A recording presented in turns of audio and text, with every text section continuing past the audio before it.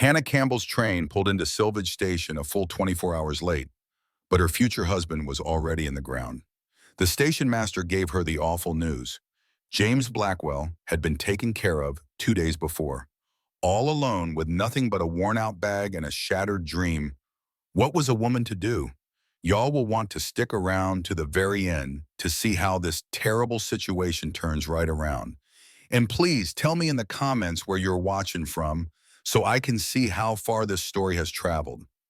Now let me take you back to that long ride in 1875. Hannah stared out the window at the lonely Colorado prairie, her stomach in knots.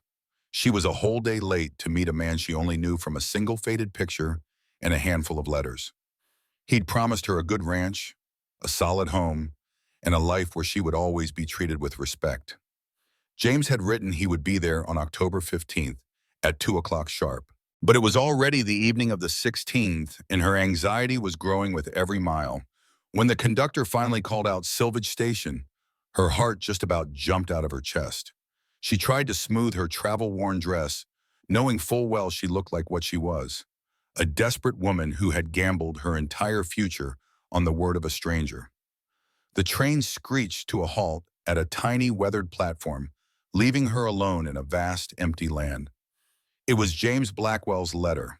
He wrote, "I don't use fancy words, but I keep my promises. I have a good ranch and a solid house. My life just needs a good woman's touch to be complete. If you can find it in your heart to trust a stranger, I swear you will be respected and want for nothing. I'll be at Silvidge Station on October 15th at 2 o'clock sharp. Yours, James Blackwell." October 15th, but today was the 16th as the sun went down. "Next stop, Silvidge Station." The conductor's voice jolted Hannah from her worries. She quickly tried to smooth her dress. It was her best one, navy blue with a bit of lace, but now it was all wrinkled and dusty. She had tried so hard to keep it nice. Her pretty auburn hair pinned up in Boston just 3 days ago. Well, it had mostly fallen down during the long trip. She knew she looked just like what she was, a desperate woman who had bet everything on a promise from a stranger. The train groaned to a halt. As it slowed, Hannah got her first look at Silvidge. Just a handful of rough-cut buildings. They were all huddled together on the vast, empty plains. It looked even smaller and lonelier, smaller than she had ever imagined. The station was just a wooden platform and a little office. The building was worn gray from the wind and sun. Her heart pounded as the train finally stopped. The other passengers, mostly men in dusty clothes, gathered up their belongings. She was the only woman on the train, and she felt every single stare. The conductor's voice was gentle. "This is the end of the line, miss." "Yes, I have folks meeting me," Hannah lied, her voice unsteady. She stepped onto the platform, holding the one bag that contained her whole life. But the dusty station was nearly empty under the hot Texas sun. A family hugged with joy, but no one was there waiting for her. There was no tall rancher with hope in his eyes. No James Blackwell. She nervously smoothed her dress and told herself to just wait. Maybe he was delayed. The thought made her stomach clench with shame. "Can I help you, miss?" a kind voice asked from the station office. An elderly man with a silver mustache walked toward her. Hannah stood up a little straighter. "Yes, thank you. I am looking for Mr. James Blackwell. He's expecting me." At the name, the man's friendly expression changed in an instant. His eyes filled with a deep, sad pity that made her blood run cold. "You must be the bride he wrote for," he said, his voice soft. Her heart began to pound with a terrible, nameless dread. "Is he here? I know my train was late," she said, her voice small. The station master took off his eye shade, twisting it in his hands. "Miss, I am so sorry. James Blackwell. He's dead." The world tilted. Her satchel dropped from her numb fingers with a thud. All the sounds around her seemed to fade far, far away. "What?" she whispered. "Happened 2 days ago," he said gently. "He was at the Silver Star Saloon. A card game went bad. A stranger called him a cheat, which was a lie. James was an honest man. But this fellow was drunk and mean. He drew his pistol." The man shook his head sadly. James was gone before he hit the floor. While she had been on a train to her future, his had been taken away. I see," Hannah heard herself say, feeling completely empty. "We buried him yesterday. the man added softly. Up on the hill. We gave him a nice service. Half the town showed up. Since James was a well-liked fella, the station master sounded kind but helpless. I am powerful, sorry ma'am. You came all this way for nothing. The question of what to do next just hung in the air. Hannah's mind felt heavy. She tried to think straight. In her purse, she had $17.32. A train ticket back to Boston would surely cost more than all she had in the world. Besides, even if she could go back, what was there for her? Nothing. That was the hard truth. She left Boston because there was nothing left. Her folks had been gone 5 years. Her brother Thomas was lost at sea. She'd shared a tiny room working at the mill. She worked 14-hour days for pennies. And the foreman, with his liquor breath and wandering hands, he made it clear what she had to do to keep her job. That's why she answered James Blackwell's letter. It was her only escape from a life that was slowly grinding her down to nothing. The big city was just cruel and didn't care. But now her one hope, James Blackwell, was gone too. She was 3,000 miles from home with $17 and no place on earth to go. The weight of it all hit her like a punch. Her knees buckled and she reached for something to hold on to.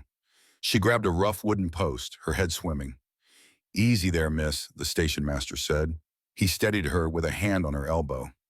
When was the last time you had a bite to eat? The days on the train had all blurred into one. I am not sure, she whispered. You are as white as a sheet. Come on inside and sit down before you fall down. He led her to his small office. It smelled of coal smoke, oil, and welcoming warmth from a stove. Hannah's legs gave out and she sank onto a wooden bench. The station master stepped out for a moment. She just sat there in the growing darkness, staring at nothing as the last light left the sky. The world outside turned cold and gray. She knew she should be feeling something. Sadness for a man she never met, fear for what came next, anger at this cruel twist of fate. But all she felt was a deep, hollow emptiness. The station master came back in. He held a cup of water and a cloth bundle. My wife sent this. She says to eat every last bite. It is just some cornbread and chicken. I could not possibly. Oh, yes, you can, miss. Eat up. Then we will figure this out. The food tasted like dust, but she made herself eat. She knew she was going to need her strength. He gave her some space, busying himself with closing the office for the night. She had just finished the last bite when the door swung open, letting in a blast of cold night air. In the doorway stood a tall, broad-shouldered man with dark hair that was a little too long. He had a few days of stubble and wore the simple clothes of a rancher. His clothes were worn, his boots dusty, and his hands calloused from hard work. But what she noticed most were his eyes, a startling, honest blue. They were set in a weathered face, and they found her instantly. She saw a flicker of pity in them, a look she was getting awfully tired of seeing. He nodded at the station master, then looked straight at Hannah. You must be for James. His voice was gentle but rough, and it made her throat feel tight. She just nodded. I figured, he said quietly. I'm Colton Sullivan. James was a good friend. I'm the one who found him. I'm Hannah Campbell, she said, the words feeling empty and automatic. I'm so very sorry for your loss. A sad smile touched his face. Ma'am, I'm sorry for yours. You came a long way for nothing. His straight talk hit her harder than any kind lie ever could have. Her composure finally shattered. I was late, she choked out. The train was stuck for 8 hours. If only I had gotten here on time. Her voice broke before she could even finish the awful thought. No, Colton said firmly but with kindness. Don't you go thinking that. What happened to James had nothing at all to do with you. You being here a day sooner wouldn't have changed a single blessed thing. But I'm here and he's gone and I don't know. She trailed off, crying into her hands. The tears she had been fighting back finally came flooding out. I just don't know what to do. A heavy silence filled the small office. The only sounds were the prairie wind and her own quiet sobbing. Miss Campbell, Colton finally said, you shouldn't be alone in this town tonight. My sister Sarah runs a clean and respectable boarding house. Let me take you there. You can get some rest, and we can sort all this out in the morning. She lowered her hands, searching his face for some kind of trick or hidden reason. Back home, she'd learned the hard way that a lone woman was an easy target. But all she saw in his blue eyes was a weary kindness that felt true. "Why help me?" she whispered. "You're a stranger." He replied, "No, ma'am, but my friend James knew you. I wrote to you and I waited for you. That means something." Colton turned his hat over in his rough hands. He traced the brim. "And my mama, God rest her, raised me better than to leave a woman stranded. It's just not what decent folks do." His simple, honest words were too much for Hannah. The tears she fought so hard finally spilled, making trails down her dusty cheeks. She wiped them away, feeling embarrassed to be so weak in front of these men. "I'm sorry," she said, her voice thick with tears. "I'm just having a very hard day." "That's the understatement of the year, miss." Jed, the station master, chimed in with a kind voice. "Colton's right. You'll be safe at Sarah Sullivan's place. It's good and proper." Hannah took a shaky breath and nodded. She didn't have any other choice. She couldn't afford a hotel, even if one would take a woman traveling all alone. "Thank you for your kindness, Mr. Sullivan," she said, getting up on wobbly legs. "Just Colton, please," he said, easily lifting her bag. "My wagon's right outside. It's not fancy, but it'll get you there." Hannah followed him into the growing dark. She glanced back at the empty platform where her new life was supposed to start. Now she was following a stranger into a future she couldn't see, her plans all ruined. The cold night air promised winter. She pulled her thin coat tight, wishing she'd bought a warmer one. Colton's wagon was a plain work wagon, not built for comfort at all. He helped her onto the seat with a steady hand, his touch warm through her glove. Then he hopped up beside her and took the reins like he was born with them in his hands. "Silvage ain't much to look at," he said, clicking to the horses, "but the people are mostly good." As they rode down the main street, Hannah looked at the town, feeling completely numb. The buildings were rough, wooden structures that looked like a strong wind could knock them down. She saw a general store and then a saloon called the Silver Star. A cold chill ran down her spine. That was the place where James Blackwell had lost his life. She saw a bank, a stable, and men standing around watching their wagon go by. Their eyes followed her with a powerful curiosity, and she knew why. In a small town like this, news traveled as fast as a fire on the prairie. They already knew she was the mail-order bride who had arrived too late. The shame made her face burn. She just stared straight ahead, avoiding their looks. "Don't you mind them," Colton said quietly. "In a small town, you're just today's news." "Folks will talk till something new comes along," Colton said. He turned the wagon down a quiet side lane. They stopped at a sturdy two-story house. A neat sign read Sullivan's Boarding House. Before Colton could help her, the door swung open. A woman stood there, a softer image of her brother. "Colton Sullivan, where in the world have you been?" She stopped short when she finally saw Hannah. Her eyes softened. "Oh, you poor dear, you're James's bride." "Sarah, this is Hannah Campbell," Colton explained, helping her down. "She just got in on the evening train." "A room?" "Of course I have a room," Sarah said right away. She came down the steps with a rustle of her skirts. Her blue eyes were warm with instant sympathy. "You look absolutely done in. Y'all get inside." "I could not possibly impose," Hannah whispered. "Nonsense. You are not imposing. You are accepting help. Now come on, before you catch your death." Sarah gently guided her up the porch steps. The boarding house was simple but spotlessly clean.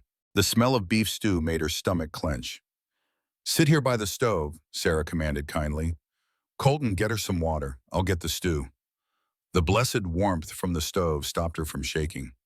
Hannah gratefully took the cup of water from Colton. Their fingers brushed, and his calloused hand felt so steady. "Thank you," she murmured. He just gave a slight nod.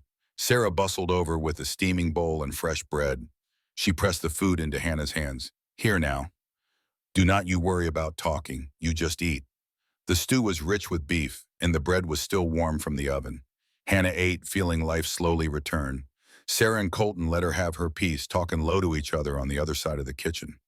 "I rode out to the ranch today to check on things," Colton said. "The livestock are looking good, but that place needs a manager. James's cousin is the next of kin.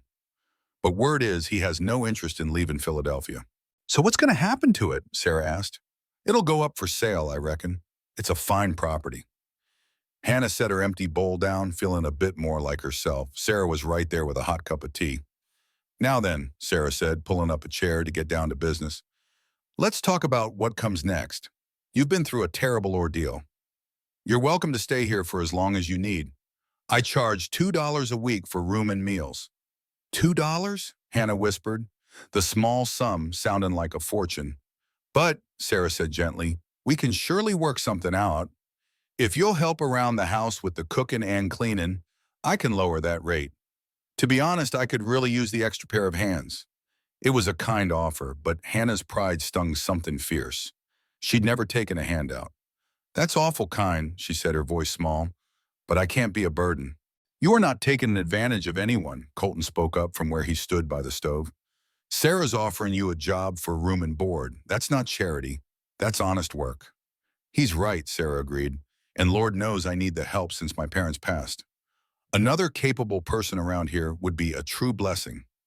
Hannah looked at these two kind strangers who were offering her a fresh start. She fought back the tears that threatened to spill. She would not show any more weakness. Then I accept, she said, finding her strength, and I promise you won't regret it. I don't doubt that for a moment, Sarah said with a warm smile. Any woman brave enough to travel 3,000 miles by herself has real backbone.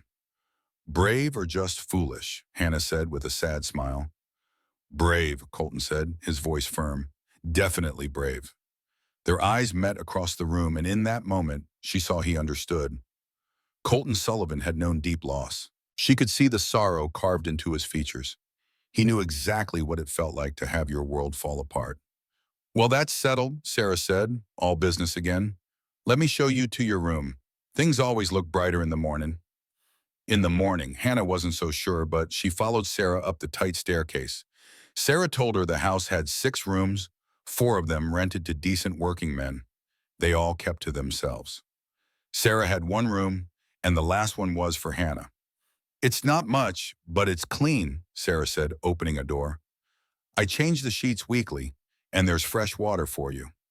The outhouse was out back, but there was a washroom downstairs for a proper bath. I can heat you some water come morning. The room was tiny, all right, barely enough space for the bed, a washstand, and a wooden chair. But it was clean as a whistle with crisp white sheets and a pretty faded quilt folded at the end. A single window looked out onto the dark, endless prairie. It's just perfect, Hannah said, and her heart meant it. Compared to the crowded rooms she'd left in Boston, this felt like a mansion. Thank you, Miss Sullivan. Oh, honey, just call me Sarah. We're going to be working together. No need to be so formal. Sarah gave her shoulder a gentle squeeze. You get some rest. We'll sort things out in the morning. When Sarah left, Hannah sank onto the bed, letting the silence wrap around her for the first time. The day's events washed over her. That terrible news at the station, Colton Sullivan's surprising kindness, and the small, safe room to catch her breath. James Blackwell was dead. She was all alone in a strange town, 3,000 miles from home. And yet, she was here. She'd made the trip, she'd heard the worst news, and she'd made it through her first evening in Silvage. That had to count for something, a shaky place to start from, but a start nonetheless. Hannah put on her nightgown, the only other piece of clothing she had, and braided her hair for the night. She washed her face, the water turning gray with the dust of her long journey. In the little mirror, she saw her own reflection. A woman of 24, not a beauty, but pleasant enough, with her auburn hair and gray eyes. A woman who had risked everything on a promise and had come up empty. But I'm still here, she thought. I'm still on my own 2 feet. It was not much, but it was all she had. She slid between the cool sheets and blew out the lamp. The room went black. Through the thin walls, she could hear the low sound of voices, Sarah and Colton still talking. She wondered what they were saying about her, the stranger who just landed on their doorstep. Even though she was bone-tired, sleep just would not come. Hannah laid there in the dark, her thoughts spinning. What was she going to do? How long could she lean on Sarah's good nature? And then what? Try to earn enough to go somewhere else, not back to Boston. She just could not face the mill again, that life she'd fought so hard to escape, and head west to California. On what money? The questions went round and round with no answers in sight. Sometime late in the night, her tired body finally gave up, pulling her into a restless sleep full of trains that never came. She woke with the first light of morning painting the room. Window, along with the smell of coffee and bacon. For a moment, she had no idea where she was. Then it all came crashing back. Silvage. James Blackwell. Dead. She quickly put on her only dress, a travel-worn garment she needed to wash, and splashed some water on her face. Her reflection showed a haggard woman with dark circles under her eyes. She pinched her cheeks for color, tied her hair in a knot, and went downstairs to the main room. Sarah was at the long dining table, setting out plates with a practiced hand. She looked up and smiled warmly. "Morning, hun. I was just fixing to come get you." "Coffee?" "Please," Hannah said, pouring a cup from the pot on the stove. The coffee was strong and hot, exactly what she needed. She sat and looked out the window. She could see the town of Sage already coming to life in the early morning light. "The other boarders have already eaten and gone," Sarah said, bringing over a plate. It was piled with eggs, bacon, and thick fried bread. "They are an early crew. But I always keep a plate warm for folks who sleep in.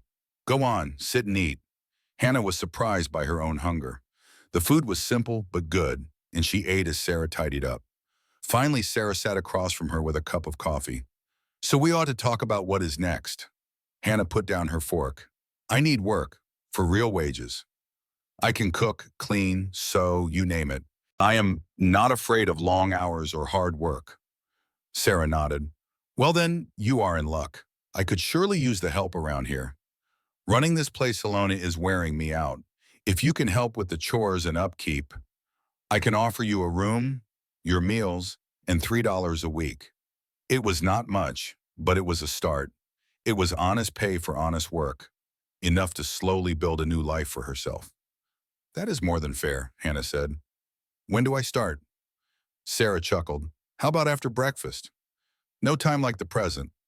Just as they were clearing the dishes, a knock came at the front door. Sarah went to answer. Hannah heard a familiar, low voice. "Morning, Sarah. It is Colton. I just wanted to check on Miss Campbell." Sarah opened the door wider. "She is doing fine. Come on in." Colton stepped into the room, taking off his hat. He looked bone-tired. Hannah figured he had not slept much either. His dark hair was damp from a recent wash. He wore the same clean but well-worn work clothes from the day before. "Morning, Miss Campbell." He gave her a nod. "Did you get any rest?" "Some," she replied. "Thank you again for all your help. It meant the world to me." "Just doing what anyone would do," he said, but his eyes were kind. "Listen, I was thinking of riding out to James's ranch today. It's about 3 miles out. I need to check his stock, and I figured you might want to see the life he was offering."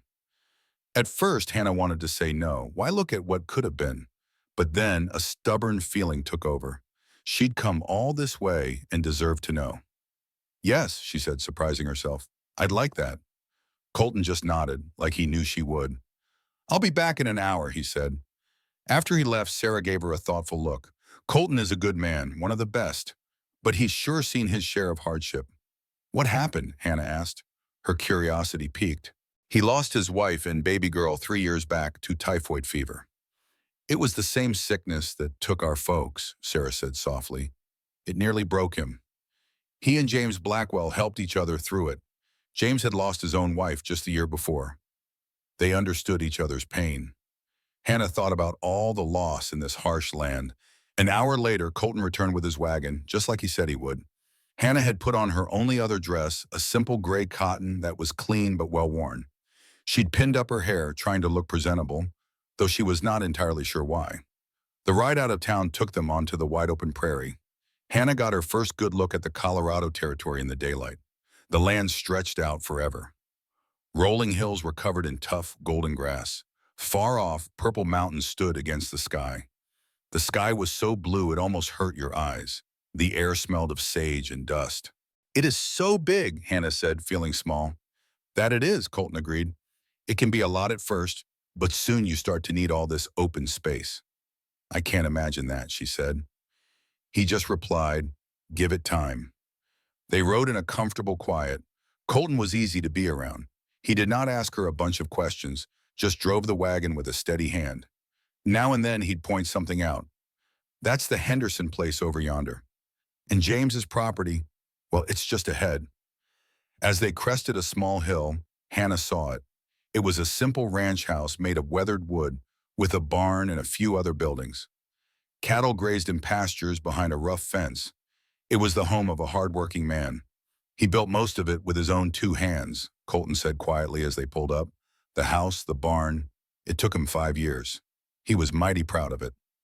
He stopped the wagon and they sat there for a moment, just looking at the house. She thought about the man who built this place, who wrote her such proper letters, a man she would never get to meet. "Want to see inside?" Colton asked kindly. Hannah just nodded, her throat too tight to speak.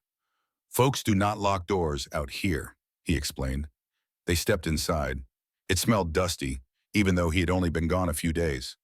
The main room was a simple kitchen and living space with a cast iron stove and a simple table. But everything was neat as a pin, the home of a man who looked after his things. "2 bedrooms," Colton said, pointing. "One was his, the other he was fixing up. For you, I suppose." Hannah walked slowly into the room he had prepared. It held a simple bed frame and a washstand. Crisp, new curtains hung on the window. On the dresser sat a small, empty vase, chosen just for her. And that is when it all hit her. James Blackwell was not just a name on a page. He was a real man who had built this house for a bride he would never meet. He had made promises he aimed to keep, until some fool in a saloon ended it all. It just was not fair. But she was learning that life often was not fair. "You all right, ma'am?" Colton's quiet voice came from the doorway. "I am fine," Hannah answered, her voice trembling. "This was going to be my home." "I know," he said. She turned and asked, "Did you know James well?" "He was a good, quiet man," Colton replied. "Honest, and would always help a neighbor. After my wife and daughter passed, he came by every single day for a month. Made sure I was all right." His jaw tightened. "I owe him more than I can ever repay." "He was," Colton said. "And Miss Campbell, out of all the women, he chose you. That says something about you." Hannah did not know what to say to that, so she stayed quiet. They walked back outside into the wind. Hannah just stood in the yard, looking over the land James had worked. The cold wind pulled at her dress. This was not like Boston with its tall buildings. Out here, there was nothing at all to stop the wind. This beautiful land was also harsh. It would take a strong person to make a life here, a strength she guessed she would never need now. "Miss Campbell," Colton called, "come see this." He was standing by a big oak tree next to a rough, solid bench. "James built this just last month," Colton said. "He told me he wanted a spot where he built it so his wife could watch the sunset. He believed every woman deserved a peaceful spot of her own." That simple kindness broke Hannah's heart. She covered her mouth, fighting back the tears. But they came anyway, silent tears for a future that was now gone. Colton just stood by, a steady presence. He gave her space to grieve, but made sure she was not alone. When she finished, Hannah wiped her eyes. "I am so sorry. I do not usually do this." "Do not apologize for tears," he said gently. "This situation has surely earned them." After a long moment, she finally asked, "What will happen to this place now?" "It will probably go up for sale. James's cousin back east is the heir, and he has no interest in ranching." "Someone else will make a life here," Colton said. "That is just how it goes." The ride back to town was quiet. At the boarding house, he helped her down from the wagon. "Thank you for taking me out there," she said. "I think it helped to see it." Colton paused. "Miss Campbell, I want you to know you are not alone in this town. Sarah and I will help however we can. You have friends here now." His simple kindness made her throat tighten again, but she gave him a real smile. As he drove away, Hannah felt something shift inside of her. Yesterday, she felt completely defeated, but today was different. Seeing the ranch and finding friendship gave her a glimmer of hope, maybe a sense of possibility. She had survived the worst day. She had a place to sleep and work to do. It was not the future she planned, but it was a foundation. And a foundation, she thought, is where you start to build. The days that followed settled into a rhythm she found comforting. She woke before dawn, helping Sarah prepare breakfast for the 5 boarders. After the men left, she and Sarah would tackle the day's chores together.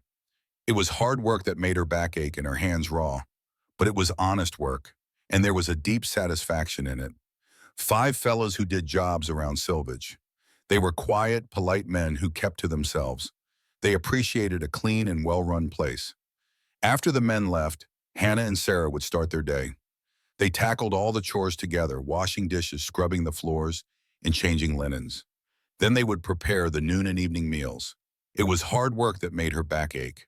Her hands were raw, but it was good, honest work, and she felt proud seeing a clean room. She found real satisfaction in making things right and in earning her own keep. Sarah turned out to be good company, a down-to-earth woman with a wonderfully dry sense of humor. She had been running the boarding house for 3 years now, ever since typhoid took her folks. Colton wanted me to move out to his ranch, Sarah told her one morning as they hung up the laundry. Her breath made little clouds in the chilly Texas air. He said it wasn't proper for a woman to be running a business all by herself here in town. But I told him I'd go plumb crazy out there with just cattle for company. I need to be busy. That must have been awfully hard, Hannah said, losing your parents and then taking all this on. Hard doesn't even start to cover it, but you do what you have to do, don't you? Mama always said you just put one foot in front of the other and you keep on walking. Sarah looked at her thoughtfully. And I reckon you understand that better than most folks, Hannah. Hannah surely did. She'd been putting one foot in front of the other for what felt like forever. Through losing her family, the hard years at the mill, and the long, lonely journey out west. You just had to keep walking because the only other choice was to lay down and quit. Yes, ma'am, I do, she said, her voice soft. They worked quietly for a bit, feeling the weak autumn sun on their faces. The sounds of the town, the blacksmith's hammer, and the rattle of wagons filled the air. You know, Colton has been asking about you, Sarah said, trying to sound casual. Has he now? Hannah asked, feeling a little flutter in her chest but keeping her voice even. She told herself it was just gratitude for his kindness. He stops by every few days, making up some excuse. He needs sugar or just happens to be passing. Sarah smiled a knowing smile. My brother has never been what you'd call a subtle man. Hannah felt her face get warm. I'm sure he just feels obligated on account of being James's friend. Oh, he feels something, all right, Sarah said, cutting her off with a laugh. But trust me, Colton Sullivan doesn't do a single thing out of plain old duty. If he's checking on you, it's because he wants to. Before Hannah could think of what to say, Mr. Peterson, a clerk from the bank, poked his head out the back door. Pardon me, ladies, but there is someone here to see Miss Campbell. Hannah's heart gave a little leap. She gave Sarah a quick look, then hurried inside, fixing her apron. And there in the main room stood Colton, holding his hat and looking a bit awkward indoors. His eyes found Hannah, and he looked a bit more at ease. Miss Campbell, I hope I am not interrupting your work. Not at all, she said, well aware Sarah was eavesdropping from the doorway behind her. Is everything all right? Yes, fine. I was just in town and thought. He paused, gathering his thoughts. I wondered if you might have time for a wagon ride. There is something I would like to discuss. A proposition of sorts. From the doorway, Sarah let out a little chuckle she tried to hide. Hannah gave her a stern look, then turned back to Colton. A proposition? A business one, he clarified quickly, a bit of color rising in his neck. About a paying job. He seemed worried she might get the wrong idea. Hannah's curiosity was certainly sparked now. I suppose I could get away for a bit, Sarah. Oh, go on now, Sarah said with a wave. I can manage things here just fine. Goodness knows you have been working hard. You have earned a break. And so an hour later, Hannah was sitting beside Colton in his wagon, heading out of town. She had changed into her better navy dress and had taken extra care pinning up her hair. It was just to look presentable for business, she told herself. The late October afternoon was crisp and clear, under that big Colorado blue sky. The prairie grass swayed in the breeze, and in the distance, the mountains stood watch. I reckon you are wondering what this is all about, Colton said after a few minutes of quiet. The thought had crossed my mind, Hannah admitted. He took a moment, choosing his words carefully. Well, I have a ranch about 5 miles out of town. I call it Sullivan's Reach.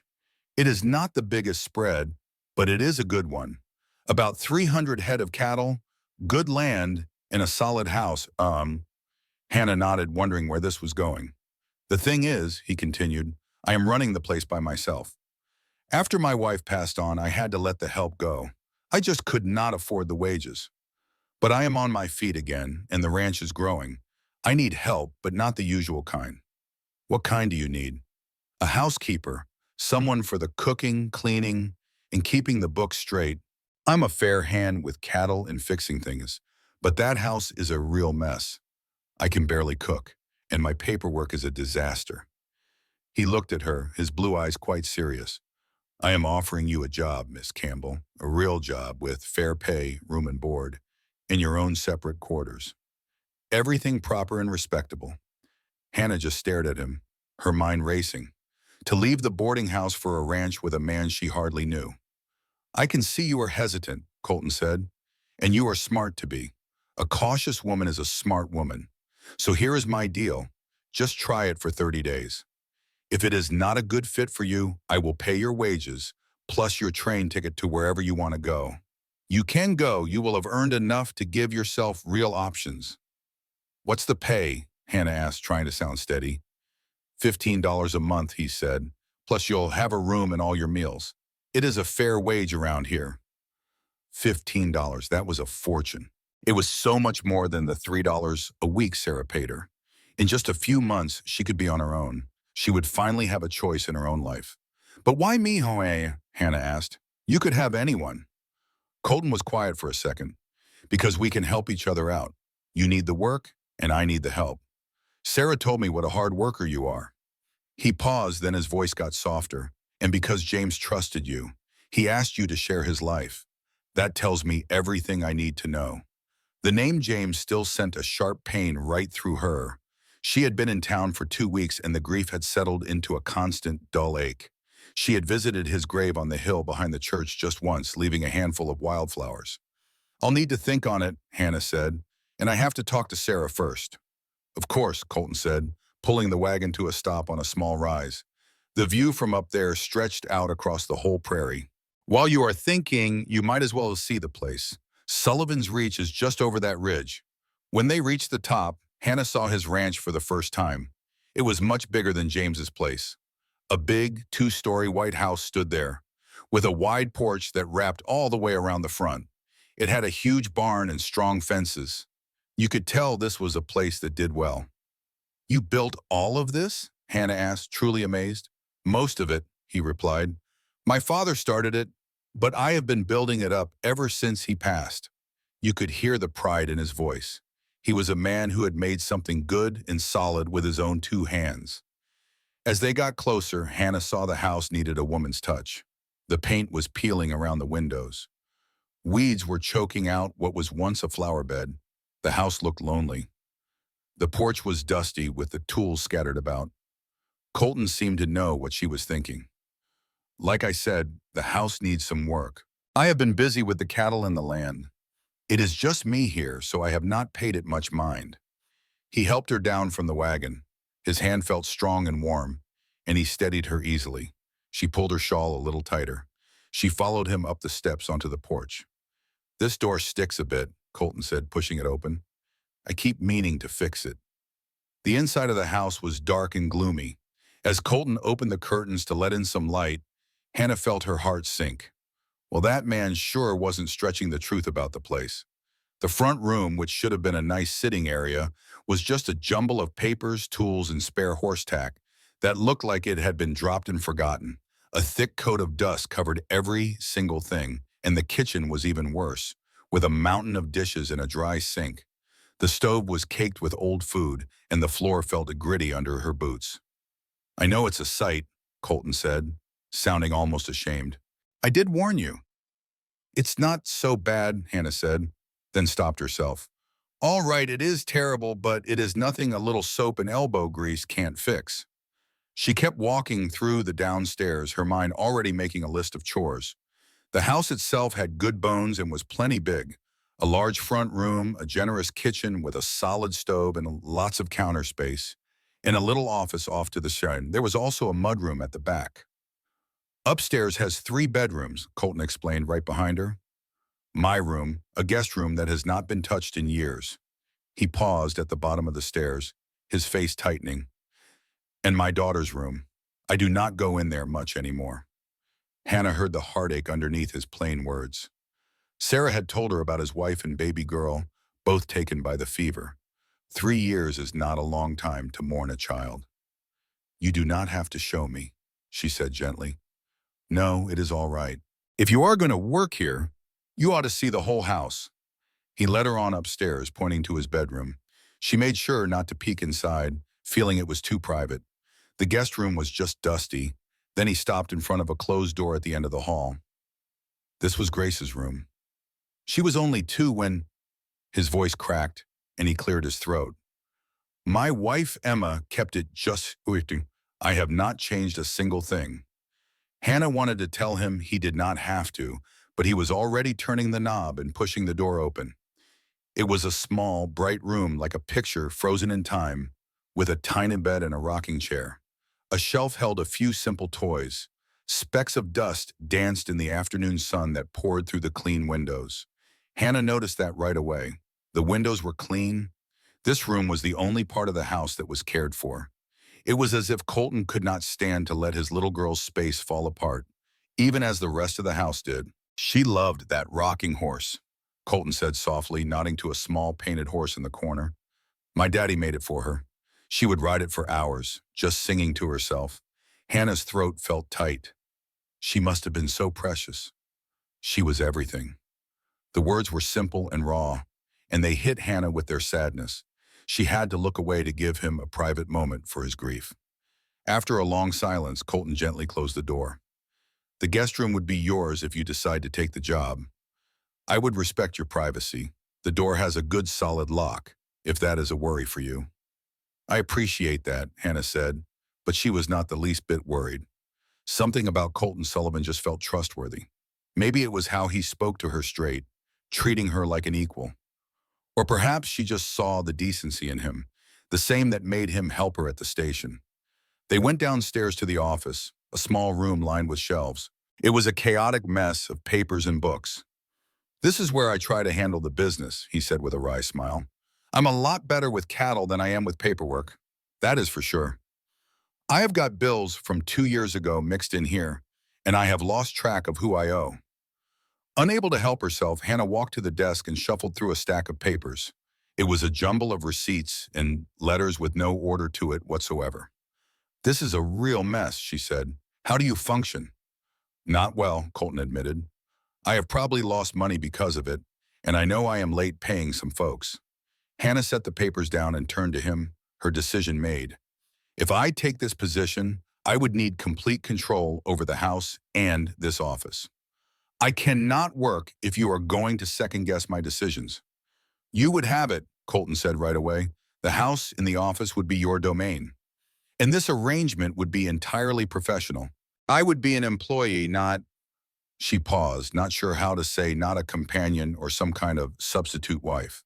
Not anything but an employee, Colton finished for her. You have my word on that, Miss Campbell. This is a business arrangement, pure and simple. I need help, and you need work. She studied his face, but his blue eyes were steady and honest.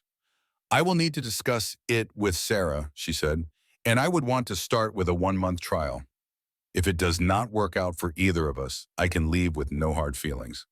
Agreed, Colton said. He extended his hand. So is that a yes? Hannah looked at his calloused, honest hand.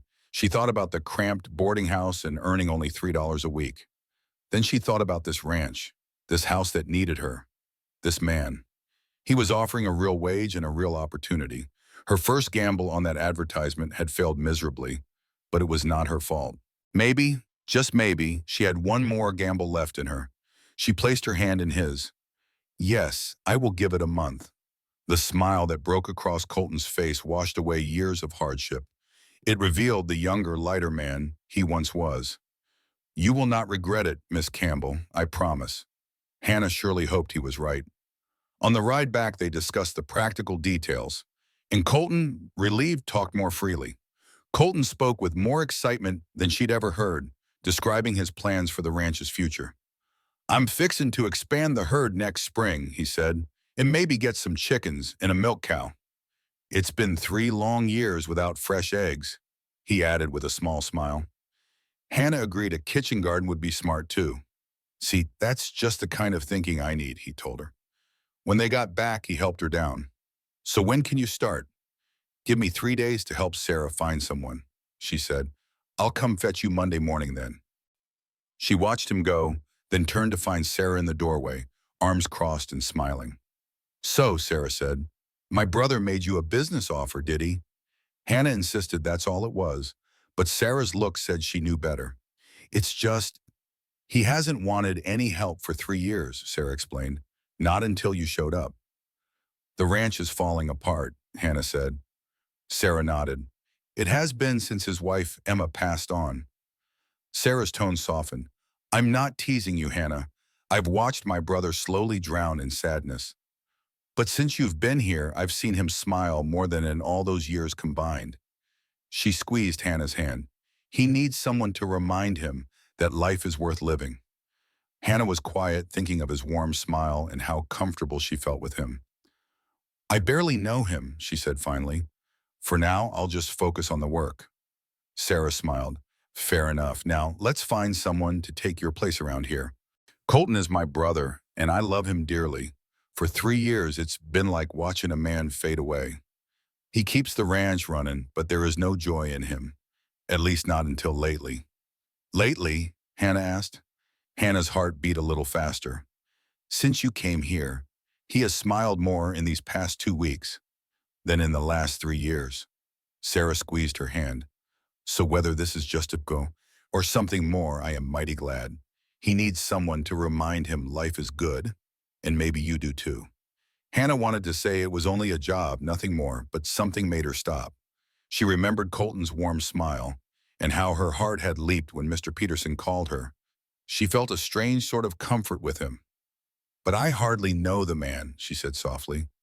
Well, that's something that can change if you want it to. Hannah wasn't so sure. James Blackwell had been a stranger too, and she had been ready to marry him with nothing but letters and hope. This felt different, more complicated than a simple arrangement. I will just focus on my work, Hannah said. We will see about the rest. Sarah smiled. A good plan. Now let us talk about finding some help for me. Well, the next 3 days flew by in a hurry. Sarah found a good widow named Mrs. Fletcher to help out. The poor woman needed a rent and a place to stay, so it worked out for everyone. Hannah took the time to show her all the routines and how Sarah liked things done. She also took a trip to the general store, using a little of her own savings. She just needed a few things for the ranch, like a work apron and a new bar of soap. The store owner, a sharp-eyed fella named Mr. Peterson, was mighty curious about her. Heard you're headed out to Sullivan's Reach, he said. Word sure gets around. That's right, she said.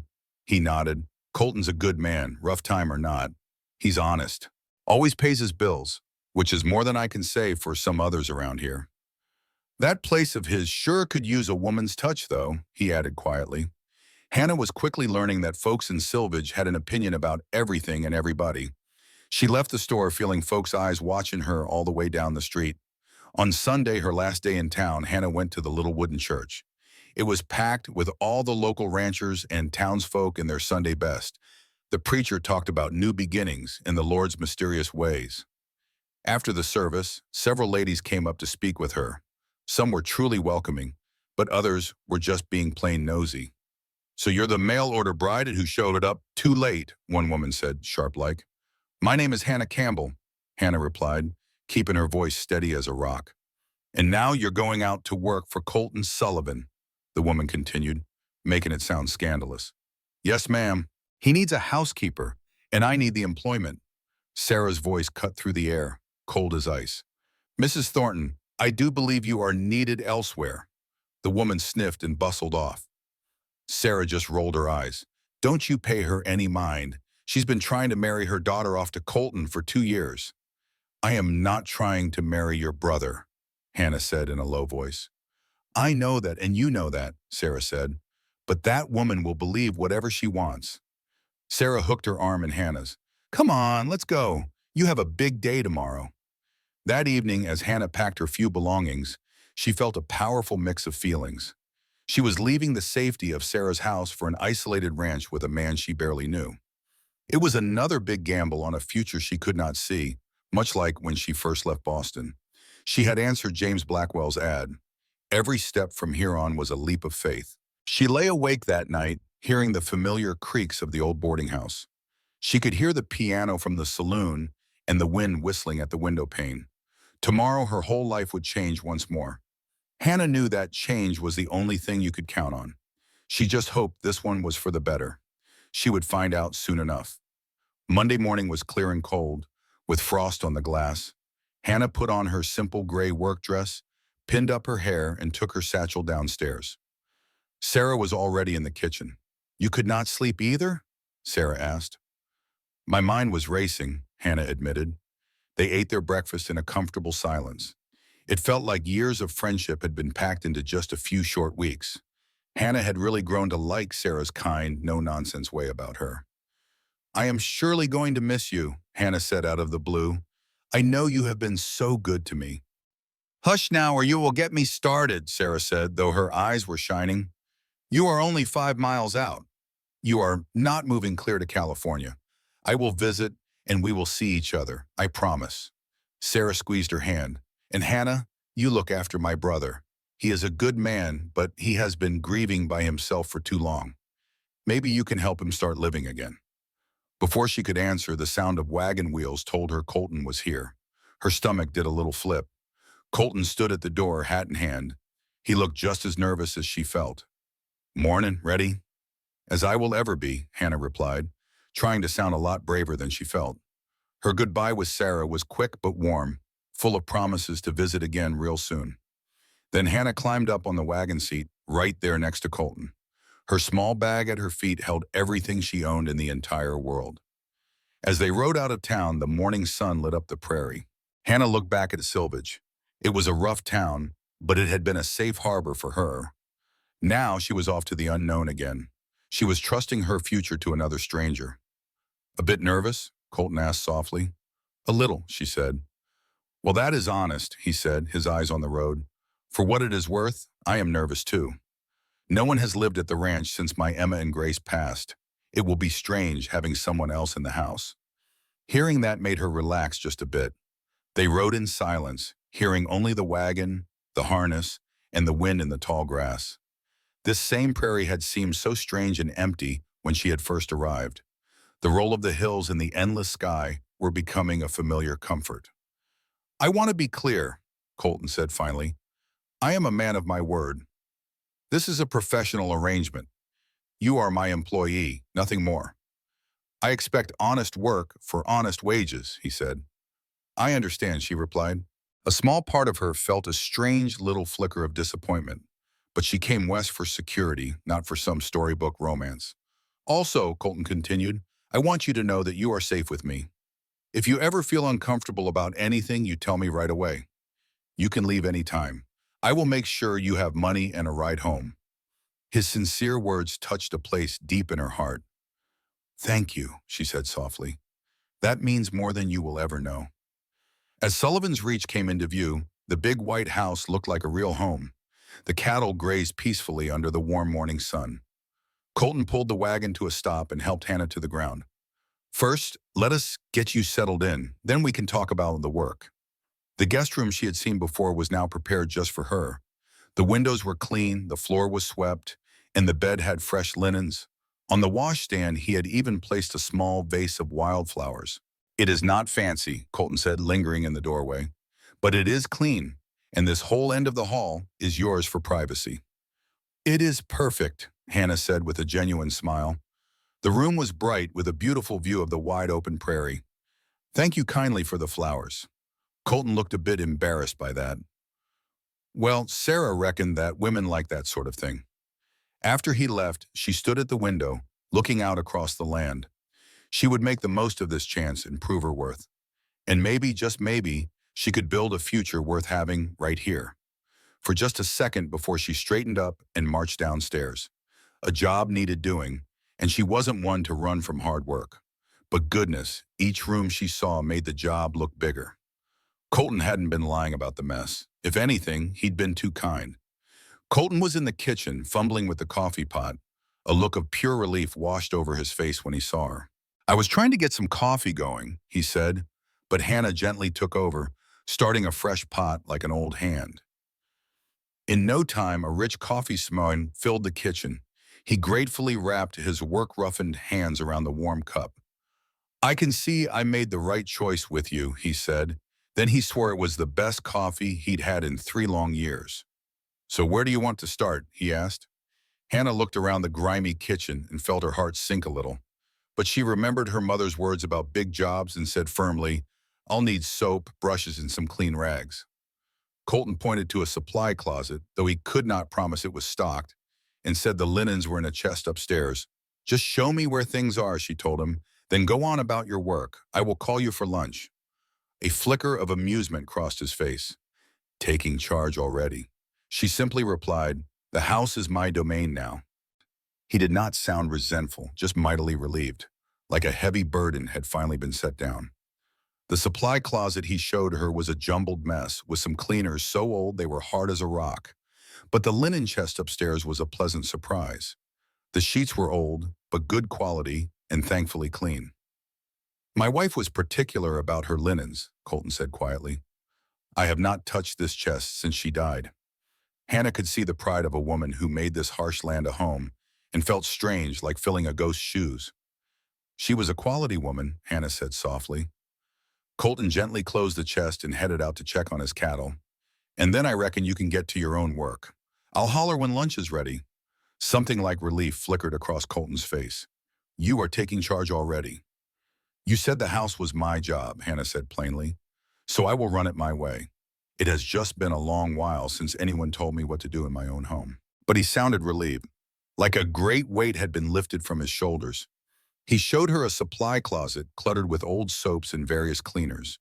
Everything was a jumble, and some of it was so old it had turned hard as a rock. The linen chest upstairs was a different story. The sheets were old, but they were good quality. My wife was particular about linens, Colton said quietly, touching a folded sheet. She would fold them just so. I have not opened this chest since she passed. Hannah could see that. You could tell a woman who loved her home had put them there. It felt strange, like she was walking in another woman's shoes. She had good taste, Hannah said gently. She was a quality woman, Colton agreed, closing the chest softly. All right, then, I will leave you to it. I need to check the cattle in the north pasture and fix up some fence. I'll be back around noon. After he was gone, Hannah stood in the quiet house. She took a deep breath, rolled up her sleeves, and got right to work on that kitchen. It was the heart of the home, but you couldn't hardly cook a thing in it. She got water heating on the stove. At least that worked. She cleaned it out, got a good fire going, and started the long job of scrubbing away years of built-up grime. The work was tough and messy, but it felt good. She just scrubbed and rinsed, watching the dirt give way to clean wood, turning a mess into something orderly. Her back ached and her hands were raw, but she just kept pushing on. By the time Colton got back, the kitchen was like a whole new place. The stove gleamed and the dishes were clean and put away in a spotless cabinet. The floor was swept and mopped, and the windows shined. The table was set for two with a simple lunch of bread, cheese, and vegetables she'd found in the cellar. Colton just stopped in the doorway, his eyes as wide as saucers. Well, I'll be. You can see the floor, he said, his voice full of wonder. I plumb forgot what color it was. Hannah wiped her hands on her apron, feeling a bit shy. Had she done too much?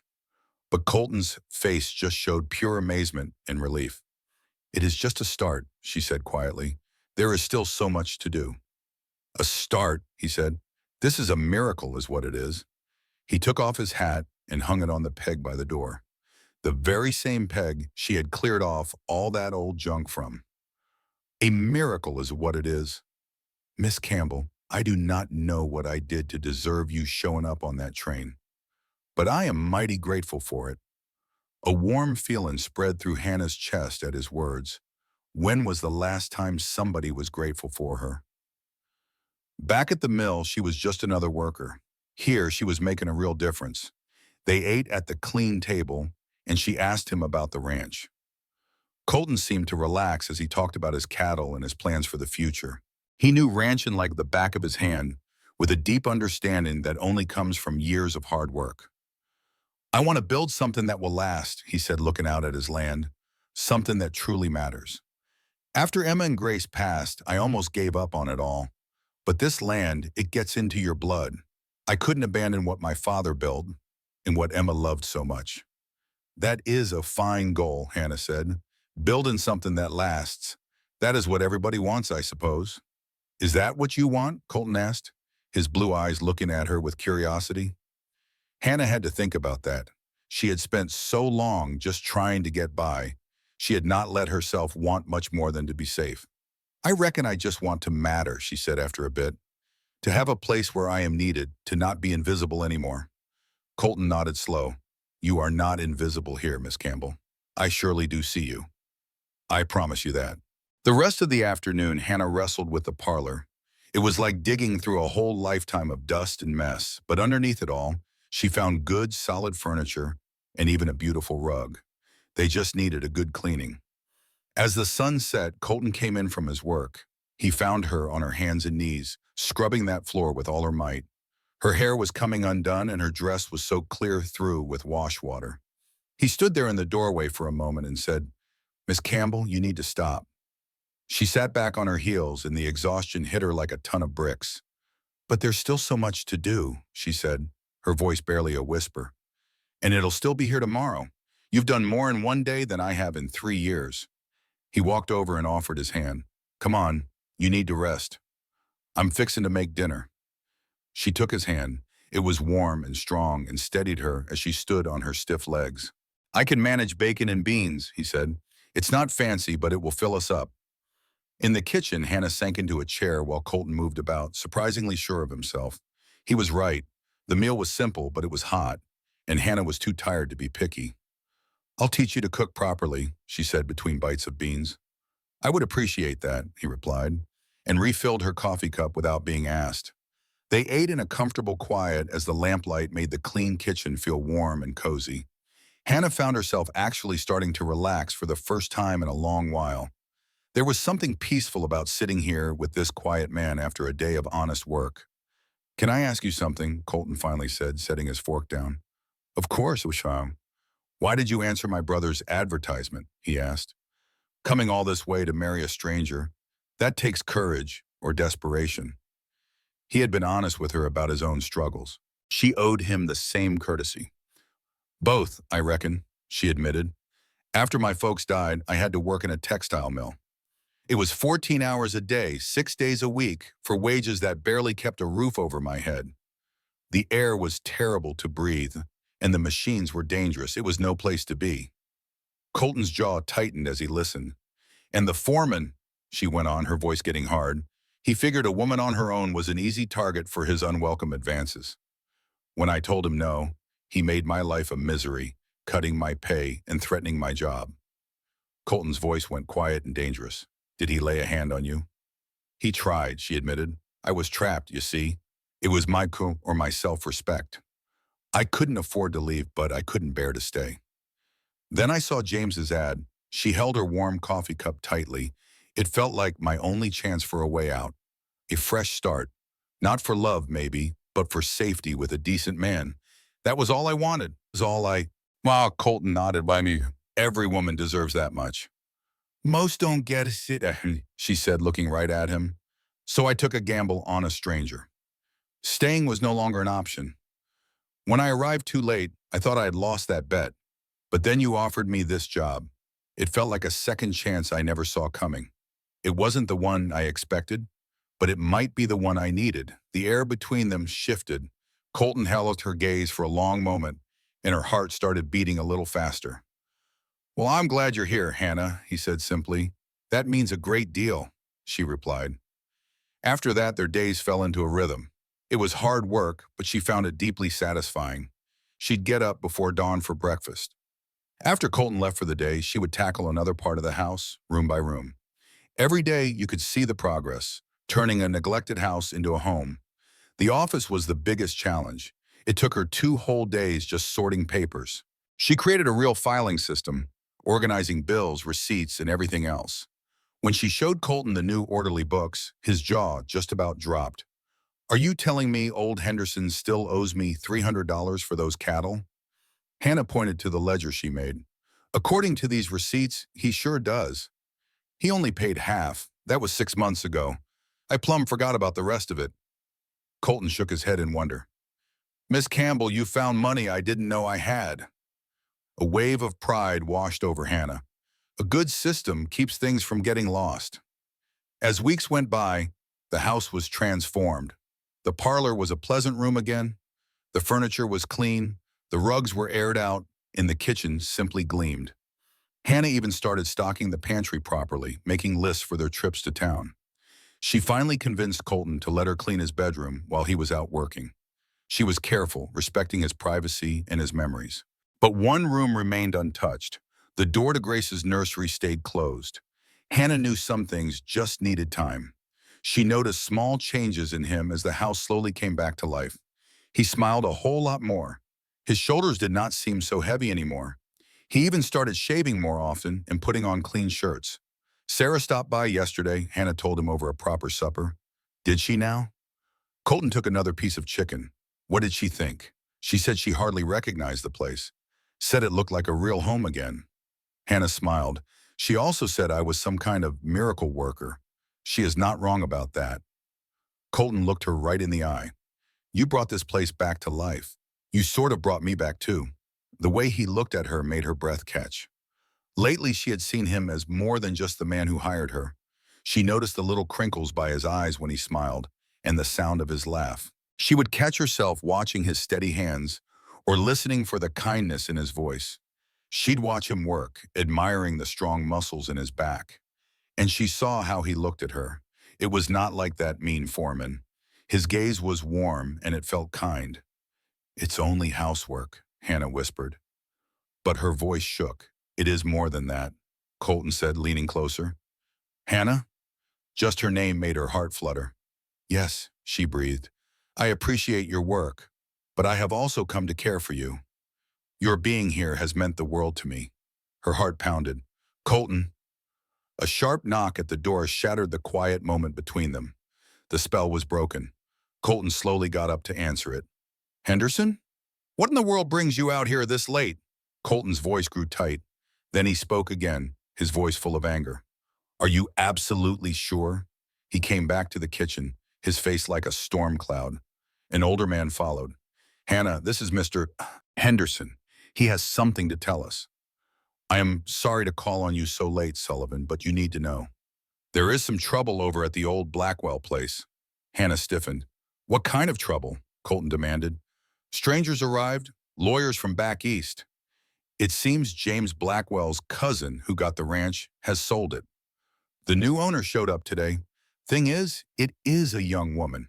A widow's coming in from Philadelphia, a Mrs. Catherine Thornton. The name was new to Hannah, but she saw Colton's face go grim. Turns out, she's old Agnes Thornton's daughter-in-law. Agnes convinced her to come out west and buy the old Blackwell place. Henderson shifted his boots. Word is she's looking to set herself up as a proper rancher.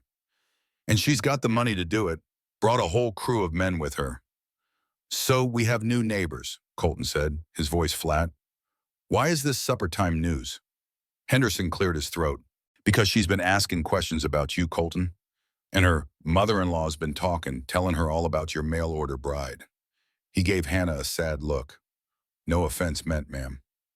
None taken, Hannah said quietly, though her stomach had dropped to her toes.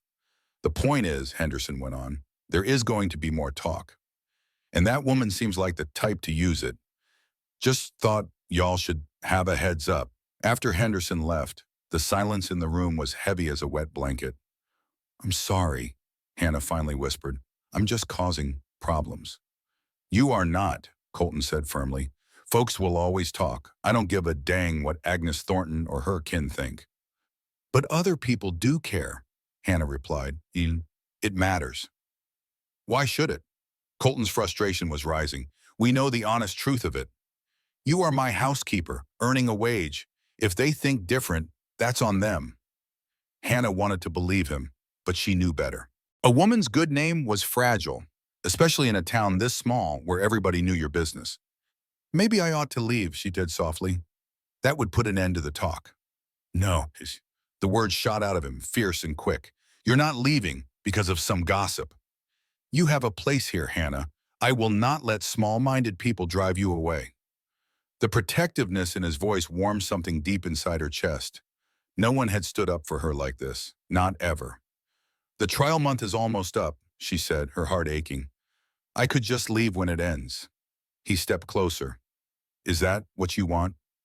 His blue eyes were intense on hers. Do you want to leave? Hannah thought about leaving this house, her friend Sarah, the wide open sky, leaving Colton. No, she admitted quietly. I don't. Then don't. Stay.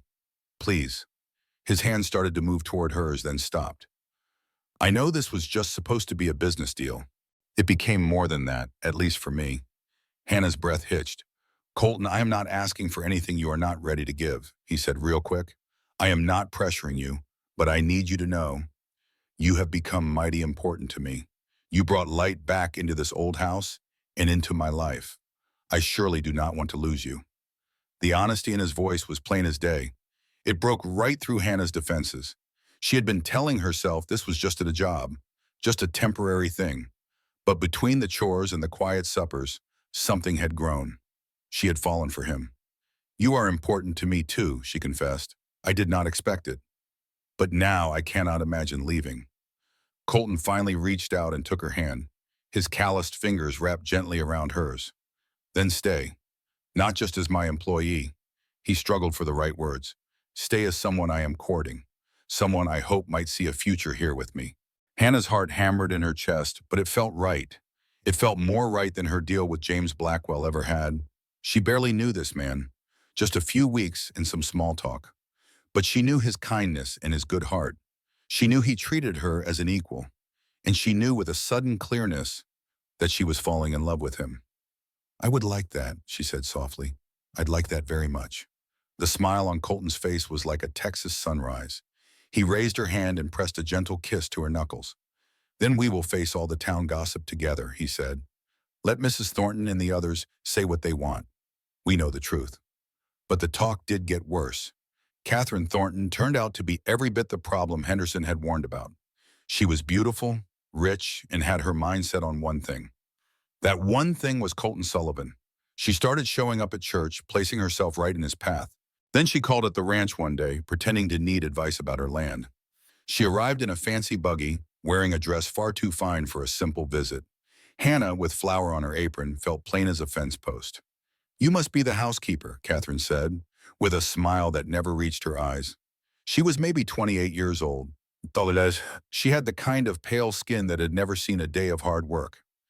I am Mrs. Catherine Thornton, the new owner of the Blackwell place. I was hoping to see Mr. Sullivan. Of course, ma'am, Hannah replied, keeping her voice steady. Please come in, I will fetch him. She showed Catherine into the parlor she'd worked so hard on, then went to find Colton. He was out in the barn and did not look too pleased. Mrs. Thornton, what could she possibly want? Ranching advice, she said, though her unease showed. Colton's voice softened. Are you all right, Hannah? Of course, it's only natural for a neighbor to visit. But as Colton and Catherine talked, Hannah could not focus on her baking. She found herself just listening to their voices drifting from the parlor. She heard Catherine's light laugh and Colton's polite, quiet replies. When Catherine left an hour later, she made a point to find Hannah in the kitchen. I'm sorry, I did not get your name.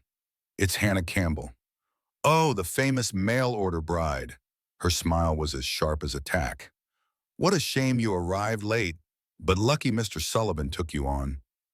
The words were supposed to be kind, but her tone was anything but. Hannah forced a smile, feeling her temper start to rise. Mr. Sullivan's kindness has been a true blessing, she replied. I'm sure, Catherine said, smooth as silk, but folks are talking, a young woman living here alone with him. I am just concerned for your reputation, of course. My reputation is quite secure, thank you kindly, Hannah said, her voice turning to ice. As Catherine was leaving, she paused for one last jab. If you ever need a more appropriate job, I'll soon be hiring at my ranch. The meaning was clear. Hannah did not belong there with Colton. After she had gone, Hannah just stood in the kitchen, shaking with anger. Colton found her there, his face filled with concern. Hannah, what did she say to you? I can see you are upset. She said my staying here is improper, that people are talking. And she's right, Hannah added quietly. Then let 'em talk, Colton said, crossing the room to her. He took her hands. I do not give a darn what Catherine or anyone else thinks. You belong here. Do I? She whispered. She is everything a rancher's wife ought to be. You are everything I want, Colton said firmly. I do not care about her. She has not brought this house back to life. You did. You made me want to see another sunrise. His words left a lump in her throat. But Colton, the gossip. It will stop the second I make my intentions known, he said, taking a small step back. His whole expression turned serious. Hannah, I know we have not known each other long. And I know this is not the usual way of things, but I am fallen in love with you. I have been for weeks now. Maybe you're feeling it too. Hannah's heart just pounded. I am. I feel the exact same way. Then marry me, Hannah. The words were urgent and real, not for show, but because he wanted a life with her. He wanted to sleep and wake beside her, to build something real that would last. Not just a ranch, but a home and a family. It was happening mighty fast, after just a few weeks. By all accounts, it was just plain foolishness. But Hannah had already tried being sensible. She had answered James Blackwell's ad, making a careful plan with a stranger. What she felt for Colton was none of that. It was wild and strong and more real than anything she'd ever known. Yes, she heard herself say, the word a quiet promise. Yes, I will marry you. Colton pulled her in close, holding her tight against his chest. His heart beat a rhythm that matched her own. We'll do it soon, he said into her hair, before the first hard freeze sets in. This isn't about what people will say. This is because life is too short to wait. You do not waste a minute when you find something this good. Hannah looked up at him. Sarah will say we have lost our minds. Colton's smile was as bright as the morning sun. No, she will say it's about time. She knew I was falling for you weeks ago. She told me the same thing. That's my sister, a smart woman. They just stood there holding on in the light of the afternoon sun. It streamed through the windows of the house she had brought back from the brink. The prairie wind whistled outside. Somewhere off in the distance, you could hear the cattle calling. Hannah thought about that long train ride, arriving one day late to meet a man who was already gone. She remembered standing on that platform. She truly believed her life was over right then and there. But she had been so wrong. She had not been too late. She had arrived right on time. The news of their wedding plans spread through Silvage like a wildfire. Colton had gone to see Reverend Morrison the very next morning to set a date. By that afternoon, the whole town knew he was marrying the mail-order bride who arrived too late. Sarah was the first one out to the ranch, her buggy kicking up dust down the long drive. She was coming so fast it was hard to tell if she was excited or alarmed. Hannah watched from the clothesline. Her heart was in her throat with a mix of nerves and happiness. Hannah Campbell, Sarah called out. She was shouting before the wheels even stopped rolling. Tell me my hard-headed brother finally saw the light. Hannah could not help but grin at all the commotion. It is true. We are getting married. Sarah let out a happy holler you could probably hear clear to town, then jumped down from the buggy. She pulled Hannah into a big, strong bear hug. I knew it. I saw how he looked at you from the very start. Oh, Hannah, I am just so happy for you both. I could cry. Now, please do not do that. Hannah laughed. No more tears, Hannah said, though her own eyes were a bit misty. I've cried enough for the both of us. They're mostly terrified tears, she admitted. Sarah, this is all happening so fast. It's barely been 2 months. What if we're making a terrible mistake? Sarah held her by the arms, her look turning serious. Now you listen to me. I've known my brother his whole life. I watched him fall head over heels for Emma. I watched them build a life, and then I watched him nearly break when he lost her and little Grace. For 3 years. That man's been a ghost. But since you came here, I've seen him truly come back to life. He smiles again. He talks about the future like it's worth something. You did that. But what if I can't be what he needs? Hannah's fear finally came pouring out. What if I can't ever replace Emma? What if I'm always just second best? Oh, honey, Sarah's voice was soft. You're not replacing Emma. Nobody could, and Colton wouldn't want you to. You're writing a whole new chapter in his story. That's what makes this right. Before Hannah could say a word, another buggy appeared down the road, much fancier than Sarah's. Hannah's stomach sank like a stone. She recognized that elegant ride. It was Catherine Thornton. Well now, Sarah said dryly, following Hannah's gaze. This ought to be interesting. Catherine stepped down from her buggy with a practiced air, her expensive dress somehow still perfect. Her smile was as bright and breakable as glass. Miss Sullivan, how delightful to see you. And Miss Campbell. The pause before Hannah's name was long and sharp. I heard the wildest news in town. I just had to come see for myself. Surely the rumors aren't true. Depends on the rumor, Sarah said coolly. She'd never had any time for Catherine Thornton. The one that Mr. Sullivan has proposed. Marriage to his housekeeper? Catherine's laugh was pretty and cold. I told everyone it must be a misunderstanding. After all, he hardly knows the woman. And considering her circumstances, well, it would be quite the scandal, wouldn't it? There is no scandal, Hannah said, finding her voice. Mr. Sullivan and I are engaged, and we are very happy about it. Are you, though? Catherine's eyes were sharp, a stark contrast to her sweet smile. Pardon me for being so frank, Miss Campbell, but you came here to marry one man, and just weeks later you accept a proposal from another. Some folks might say that looks mighty opportunistic. The word hit Hannah like a slap in the face. Before she could find an answer, Sarah stepped right up. And some might say a wealthy widow from back east. Buying a ranch she knows nothing about just to chase her neighbor looks opportunistic too. Sarah's voice was dangerously pleasant. But I suppose that's different, isn't it, Mrs. Thornton? Catherine's composure finally cracked. I came here to build a business, not to trap a husband. Then we're in perfect agreement. Hannah came here to do honest work, not to find a husband. They just happened to find each other when they were both lonely. The sound of a horse cut through the tension. Colton rode up. Hannah had never been so glad to see someone. He swung down from his horse.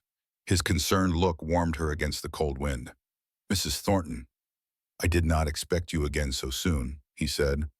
I came to offer congratulations. Catherine's smile did not reach her eyes. I must say I am surprised. Are you? Colton moved to stand right beside Hannah. I am not. When you meet the right person, you just know. There is no need to wait. But how can you be certain? You have known each other such a short time. Prudence, Colton said, would have told me to stay lost in my grief. It would have kept me locked away. But Hannah taught me how to be brave, is to take a leap of faith even when you are scared. His words made Hannah's heart swell. She reached for his hand, and he held it tight for everyone to see. We are getting married in 2 weeks, Colton stated plainly. You are welcome to come, Mrs. Thornton, but I will ask you to stop questioning my decisions. I am a grown man. Catherine's polite mask finally cracked, showing the ugly anger beneath. You are making a terrible mistake. She is just a factory girl from Boston. She only came out here looking for a desperate man to marry. That is enough, Colton's voice went cold. You do not know the first thing about Hannah or what she has been through. She brought this ranch back to life. She brought me back to life. And I will be damned if I let you or anyone talk down to her. Catherine's face burned with shame. For just a second, Hannah almost felt sorry for the woman. But then she saw the cold, hard look in Catherine's eyes. You will regret this, Catherine snapped at them both. When you realize what a mistake you have made, do not come to me for help. She turned and hurried back to her buggy with her head held high. She drove off in a cloud of dust.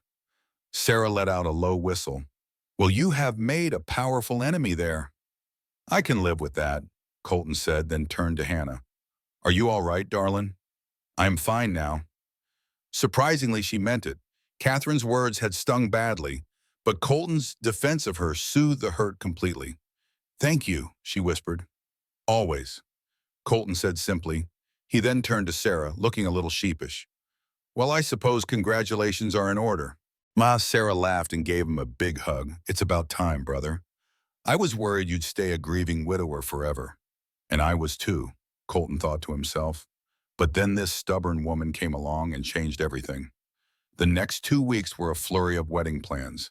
Hannah wanted something small and simple, not wanting to give the town gossips any more to talk about. But Sarah had other plans. Absolutely not, she declared when Hannah mentioned a quiet trip to the church. You are going to have a proper wedding with a beautiful dress and a real celebration. This whole town needs to see that Colton Sullivan is proud to be your husband, not ashamed." "I am not ashamed," Colton protested. "I'd marry her right now in our work clothes if she'd let me." "That's sweet, but not practical," Sarah said. "Hannah, you deserve a special day. Let me help." In the end, Hannah agreed, feeling touched by Sarah's kindness and her wanting to give her a proper wedding. They went to the general store, where Sarah used her own money to order fabric for a dress, even when Hannah protested.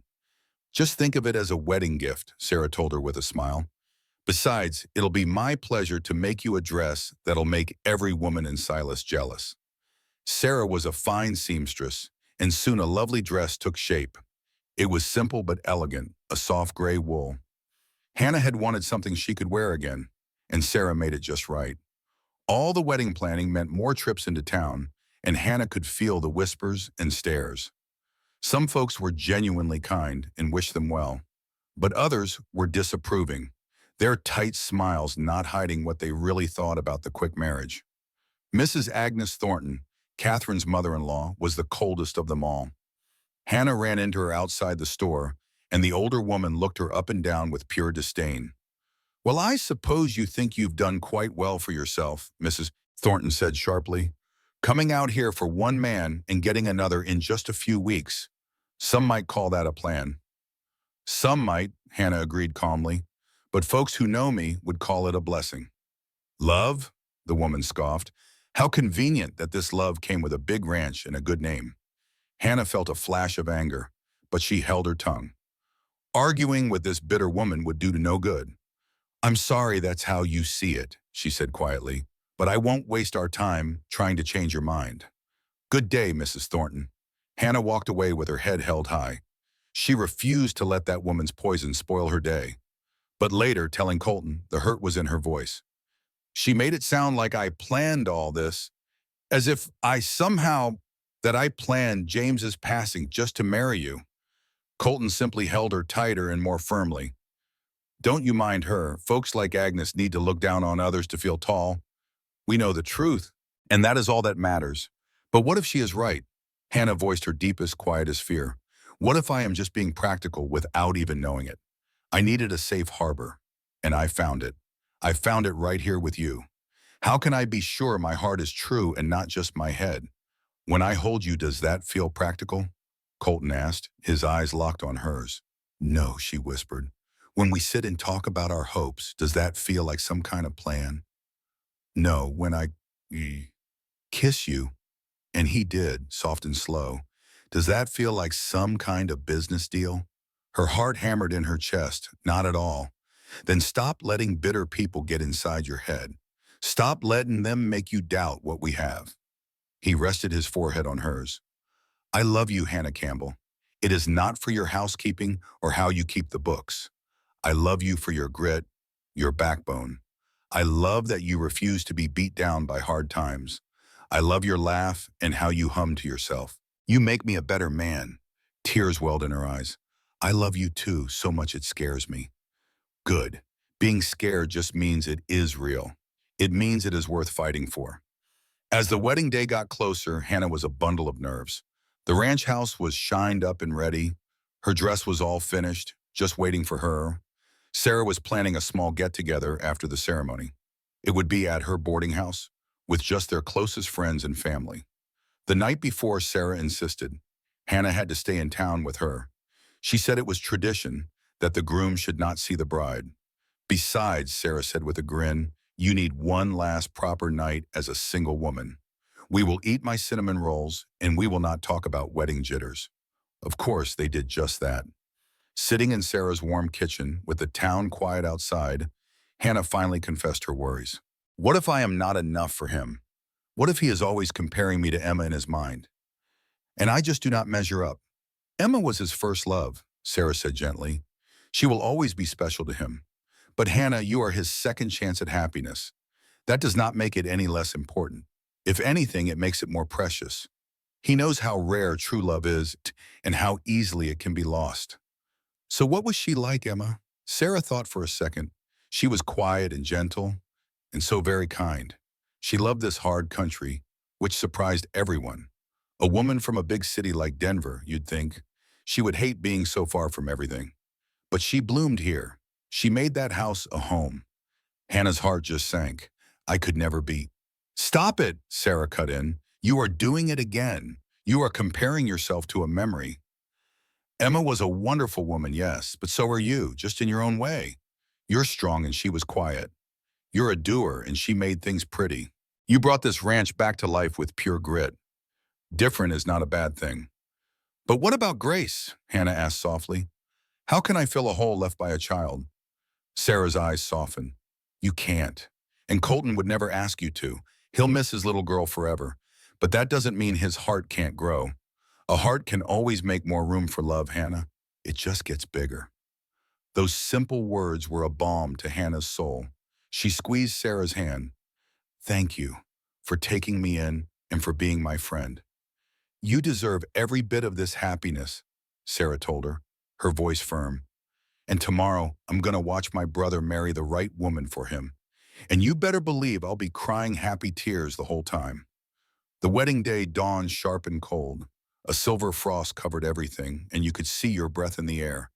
Hannah woke in Sarah's guest room with a belly full of butterflies. Today she would marry Colton Sullivan. Sarah helped her into a simple gray wool dress, her fingers steady and sure. When Hannah finally saw herself in the mirror, she looked different. She wasn't that tired factory worker from Boston. She wasn't a heartbroken woman who'd arrived too late. She was someone new, someone who had walked through fire and found a reason to keep going. You're beautiful, Sarah whispered, her own eyes getting misty. Colton is going to lose his mind when he sees you. The church was a small, cozy place. It smelled of fresh pine from the branches Sarah had used to decorate. About 30 folks from town and nearby ranches sat in the pews to watch them. Hannah stood at the back, her hands trembling a little around a bouquet of dried flowers. She could see Colton up at the altar, standing tall and waiting for her. Sarah appeared at her side. You ready? Hannah took a deep breath. Yes. In that moment, all the old worries and the whispers from town just faded away. Looking at Colton, she knew this was exactly where she was meant to be. She walked down that aisle all by herself. She had no family here but the one she was about to make. This wasn't about being passed from one man to another. This was about two people choosing to build a life together, right from the ground up. When Colton turned, the look on his face took her breath away. He looked at her like she was a miracle. His eyes were shining when he took her trembling hand in his. You're beautiful, he whispered, and her soft reply made him smile through his tears. As Reverend Morrison spoke of their shared future, Hannah could only focus on Colton's face. Colton's voice was thick with emotion as he promised to be her husband and stand by her always.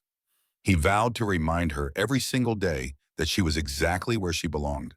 Through her own happy tears, Hannah promised to be his partner and fill their life with hope. The Reverend smiled warmly, pronounced them husband and wife, and told Colton to kiss his bride. Colton's kiss was tender, and the whole church erupted with cheers for the new couple. They walked back down that aisle as husband and wife, laughing while friends tossed flower petals. Mrs. Sullivan, Colton said, testing out the name.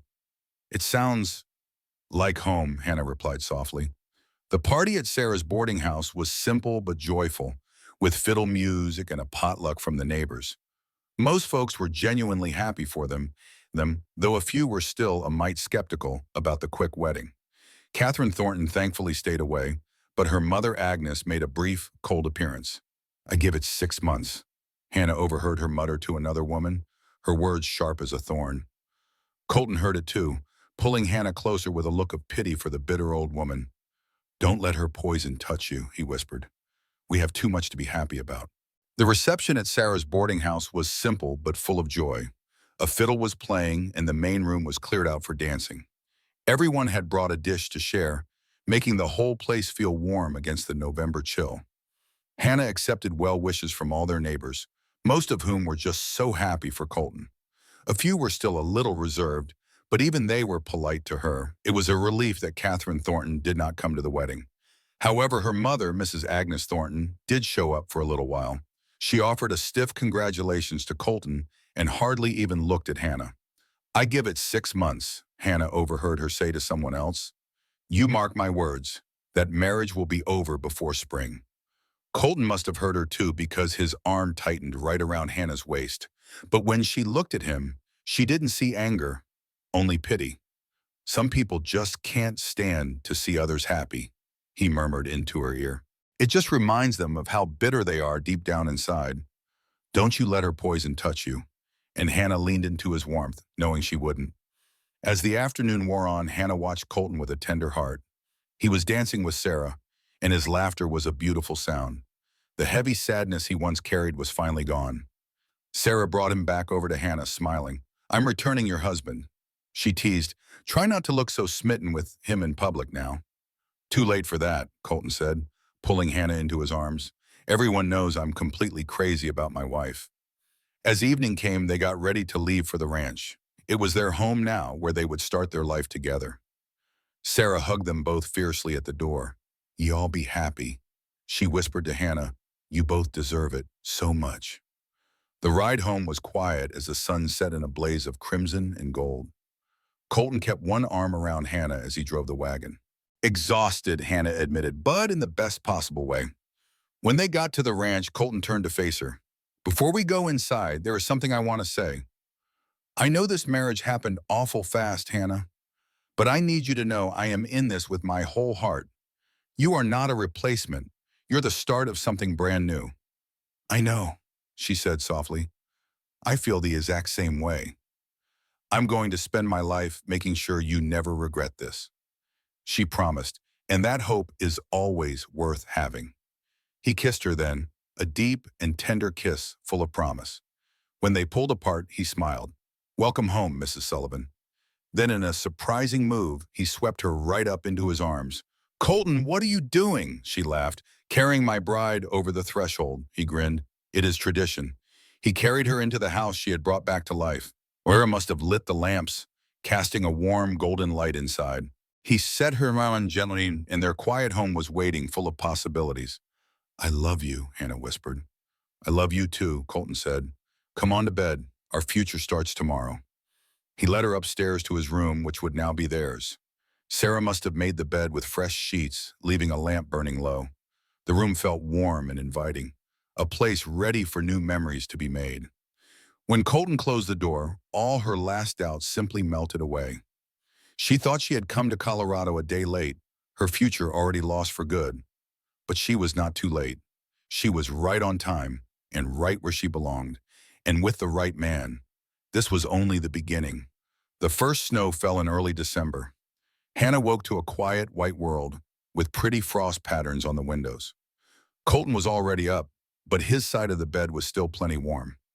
She stretched, amazed at how normal it felt to be married to this man she barely knew. She loved him fiercely, which still surprised her. She dressed quickly and went downstairs. Colton was already dressed, tending the fire in the kitchen's big iron stove. He gave her a warm smile. "Morning, wife. I was trying to let you sleep on in." "It just got too cold without you," she said, moving in for a kiss. "I had to check the cattle and make sure the barn was ready for this storm." He nodded toward the window. "Looks like a real blizzard is blowing in on us." Hannah had learned prairie winters were a whole different beast than back in Boston. A bad storm could bury them in snow for weeks, cutting them off completely. But Colton was always prepared, with a full barn and a well-stocked cellar. The woodshed was packed to the rafters. "Well then, I had better get to baking bread." "And I'll start a pot of stew," Hannah said, "something hearty for a long day like this." They worked together easily, like they had been partners for a lifetime. Colton brought in more wood while Hannah got the bread dough, rising near the stove. When he came back inside, stamping his boots, the kitchen smelled like heaven. "I don't know how I made it 3 years without real home cooking," he said. "Just stubbornness and bacon, I suppose," she teased him. The blizzard hit hard that afternoon. Soon the world outside their windows vanished into a howling blur of white snow. They were snowed in, just the two of them, and Hannah did not mind one little bit. Colton mended some leather tack in the parlor while Hannah sewed new kitchen curtains, from fabric she'd gotten from the general store. A warm fire crackled in the hearth. They sat together in a comfortable silence, enjoying the peace of the evening. Colton finally set down the bridle he was mending. "Tell me about your folks, Hannah." She put her sewing aside, her mind drifting back. It had been a while. It's been 5 years since the typhoid took him, she began softly. The hurt is still there. My father was a clerk at a shipping office. He was a good, steady man. He'd read to me and my brother Thomas every night. He wanted us to have a better chance. And my mother, she was the strongest woman I ever knew. She'd taken sewing, working her fingers to the bone just to make sure we had enough. When they got sick, my daddy passed first. She followed him just 3 days later. Her voice got thick with old sadness. I was 19. Thomas was 17. We were all alone. Colton moved closer and took her hand in his. I am so sorry, Hannah. Thomas, he tried his best to take care of me. He found hard work down on the docks. Then he got a chance to sign on with a merchant ship. He thought he could make better money for us. She took a shaky breath. But the ship went down in a bad storm. They never found it. Oh, Hannah. Colton wrapped his arms around her, holding her close and tight. After that, I went to work in the mill. It was the only work I could find. I hated it there, the noise, the danger, and the foreman was not a good man. She looked right at him. That's why I answered the advertisement. I needed a way out. And instead of a better life, you got me, Colton said, his voice low. Instead, I got you, she answered, a small smile breaking through her tears. And that was more than I ever dreamed of. They held each other by the firelight while the storm raged outside. She felt a deep sense of peace settle over her. She had finally found her home. As they started getting dinner ready, Hannah brought up a delicate subject. Colton, she said gently, I've been thinking about Grace's room. He went still, his hand freezing over a plate. What about it? I think maybe it is time to let a little light back in, not to forget her, but to honor her. We shouldn't keep her memory locked away in a dark room. Colton was quiet for a long time, his face full of shadows and pain. I don't know if I can, he said, his voice rough. Opening that door feels like losing her all over again. To him, gently holding his face. You'll never lose her, Colton. She's a part of you. But we're building a new life together. Lord willing, that life will have our own children. Don't you think Grace would want them to have her things? She'd want her toys to bring more joy, not just sit here collecting dust. Colton's face was a storm of emotions before it finally settled on peace. You're so wise, he said, his voice thick. I just know you can't reach for tomorrow if you're holding on too tight to yesterday. She gave him a soft kiss. We don't have to do it today. But when you are ready, we can go through her things together. Keep what's precious. We can honor her by living, not by keeping time frozen. Colton held her tight. He buried his face in her hair. I don't deserve a woman like you. Yes, you do. We both deserve to be happy. The blizzard lasted 3 days, dumping 2 feet of snow on the whole ranch. But inside that little house, Hannah and Colton made their own world. They talked late into the night and just learned what it meant to be together. It was a closeness that only time and quiet can bring. On the 3rd morning, Hannah found Colton just staring out the window at the snow. I'm thinking about the future, he said. About us building something real. A year ago, I figured I'd be alone forever. Now I can't imagine a day without you. Her heart just about burst for this man who was slowly learning how to hope again. I can't imagine it without you either, she told him. When the storm broke, Colton dug out paths to the barn. The cattle were all just fine. Life on the ranch started up again, but something between them was different now. A week later, Colton walked into the kitchen while Hannah was making supper. I'm ready, he said, plain and simple. Will you help me open Grace's room? They went up the stairs hand in hand. His own hands shook as he reached for the knob. Hannah put her hand over his, giving him a little bit of her strength. Inside, the room was a perfect memory of a little girl who was loved so much. The afternoon sun lit up all the dust dancing in the air. Colton walked over to the little wooden rocking horse. My daddy made this for her. She loved it. Hannah's voice was soft. Then we'll keep it for our own kids one day. They'll know they had a sister who came before them and that she is still loved. They gently packed away Grace's little treasures in the chest, her doll, tiny shoes, and Emma's quilt. These precious things would be kept close, while the other toys were stored in the attic. By the time they were done, the room was empty but felt peaceful. not frozen. It was just a room now, waiting for a new life, a new purpose. Thank you, Colton whispered, pulling Hannah into a hug. I could not have faced this without you. Yes, you could have, she said softly, but I am glad you did not have to. Christmas arrived with a warm spell, and Sarah came to visit, full of news. Y'all here, Catherine Thornton left, she said over coffee. Went back east 2 weeks ago. I reckon ranch life wasn't what she had in mind. Can't say I'm heartbroken, Hannah admitted. No one is, Sarah grinned, except her mother-in-law, who's now stuck with the whole place. Rumor is Mrs. Agnes is madder than a wet hen. All that money, and for nothing. What's going to happen to the Blackwell Ranch? Colton asked. It's back up for sale, though Catherine really let it go, too stubborn to ask anybody for help. Hannah felt a pang of sadness for the beautiful ranch that James Blackwell built. But in that sadness, she also felt a little spark of an idea taking hold. Colton, she said, what if we bought it? He looked at her, completely surprised. Just think. It's good land right next to ours. We could finally expand the operation. You always wanted to build something that would last, something that could grow. Sarah chimed in, that is not a bad idea. If you get it cheap, it is a smart move. Colton was quiet, working it all out in his head, weighing the possibilities. We would have to take out a loan, he said at last, and that is a big risk.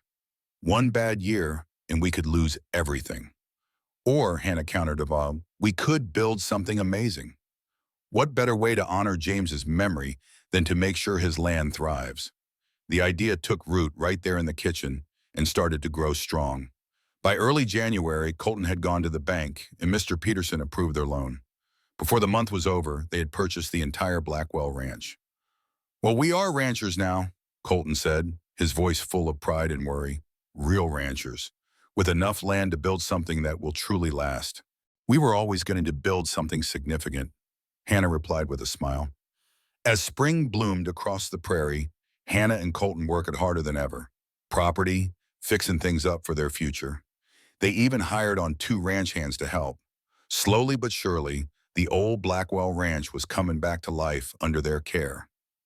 It was bone-tiring work, but Hannah had never felt so happy. She had found her place in the world. She was truly living now. She was building something that would last, right beside a man who saw her as his equal. Then, one morning in late March, Hannah woke up feeling a little strange. Not sick, just different. She felt a deep weariness and smells were suddenly so strong. It was a feeling she had only heard about. Lying there with a hand on her belly, she felt a powerful mix of hope and fear. A baby. She had a feeling she was carrying Colton's child. She kept the secret to herself, wanting to be absolutely sure. A week later, Dr. Morrison gave her the wonderful news she had been praying for. She decided to tell Colton that very evening, as they sat together in the parlor after supper. He was looking over some ledgers, and she was mending one of his work shirts. Colton, she said softly, putting her sewing aside, I need to tell you something. He looked up right away. What is it? Is everything all right? He asked, his eyes full of concern. Everything is perfect, she said, her heart pounding. I'm pregnant. We're having a baby. For a long moment, Colton just stared, his face a complete mystery.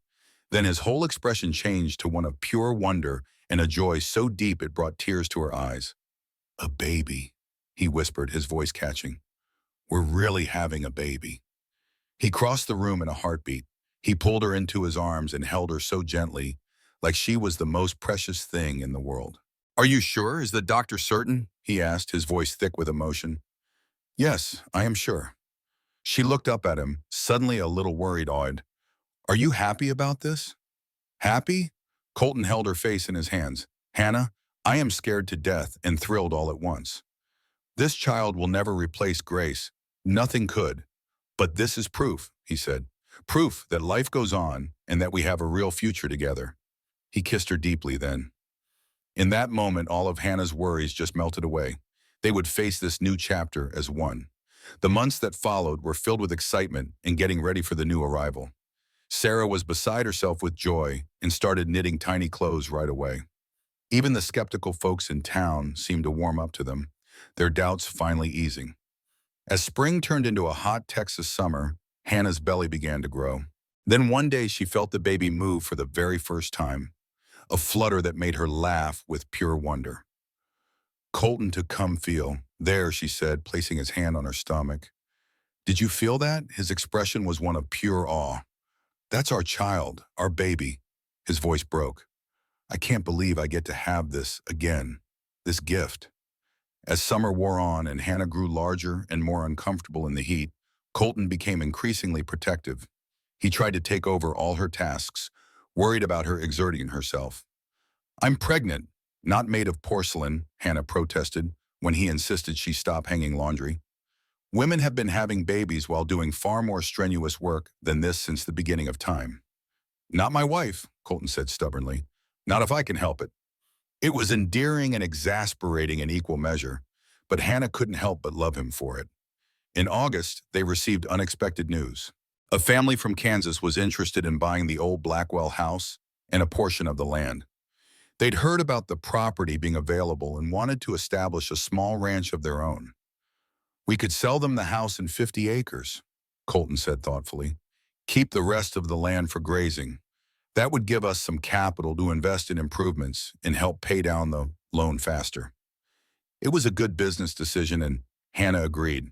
The sale went through quickly, and by September they had new neighbors, a young couple named the Mitchells with two small children. Hannah liked them immediately, especially Mrs. Mitchell, who was warm and practical and delighted to have another woman nearby. As September gave way to October and Hannah's due date approached, she found herself increasingly anxious. Childbirth was dangerous, especially out here, far from sophisticated medical care. Women died in childbirth all the time. Babies died. She tried not to think about Grace, about Emma dying in childbirth with her, but the fear was there, hovering at the edges of her consciousness. Colton felt it too. She could see it in the way he watched her, in the tension that never quite left his shoulders. They didn't speak of it directly, but the unspoken fear lived between them. Sarah came to stay as Hannah's time drew near, prepared to help with the birth. Dr. Morrison had promised to come when labor started, but it would take time to fetch him from town. The labor began on a cool October morning, just as the sun was rising and painting the prairie gold. Hannah woke to the first pains and knew immediately what was happening. "Colton," she said, reaching for him, "it's time." She'd never seen him move so fast. Within minutes, he'd sent one of the ranch hands galloping to town for Dr. Morrison and helped Hannah downstairs to the bedroom they'd prepared. Sarah took over with calm efficiency, getting Hannah comfortable and timing the pains. The labor was long, hours that blurred together in a haze of pain and fear and determination. Dr. Morrison arrived around noon and examined her with practiced efficiency. "Everything looks good," he said encouragingly. "First babies take their time, but you're progressing well. Strong and healthy, both of you." Colton stayed by her side the entire time, holding her hand, wiping her forehead, whispering encouragement when the pain became almost unbearable. His presence was an anchor, steady and strong, reminding her she wasn't alone in this. As the sun began to set, painting the room in shades of amber and gold, the baby finally decided to make its. With one final push and a moment of sharp pain, a beautiful, strong cry filled the whole room. "Well now, it's a little girl," Dr. Morrison announced, holding up the crying baby, "a healthy baby girl." Hannah fell back on the pillows, completely worn out but so very happy, while Sarah got the baby cleaned up. Then finally her daughter was placed in her arms, so tiny and perfect, with dark hair just like her daddy. She sure had a strong set of lungs on her. "Hello, little one," Hannah whispered, with happy tears on her face. "We have been waiting on you."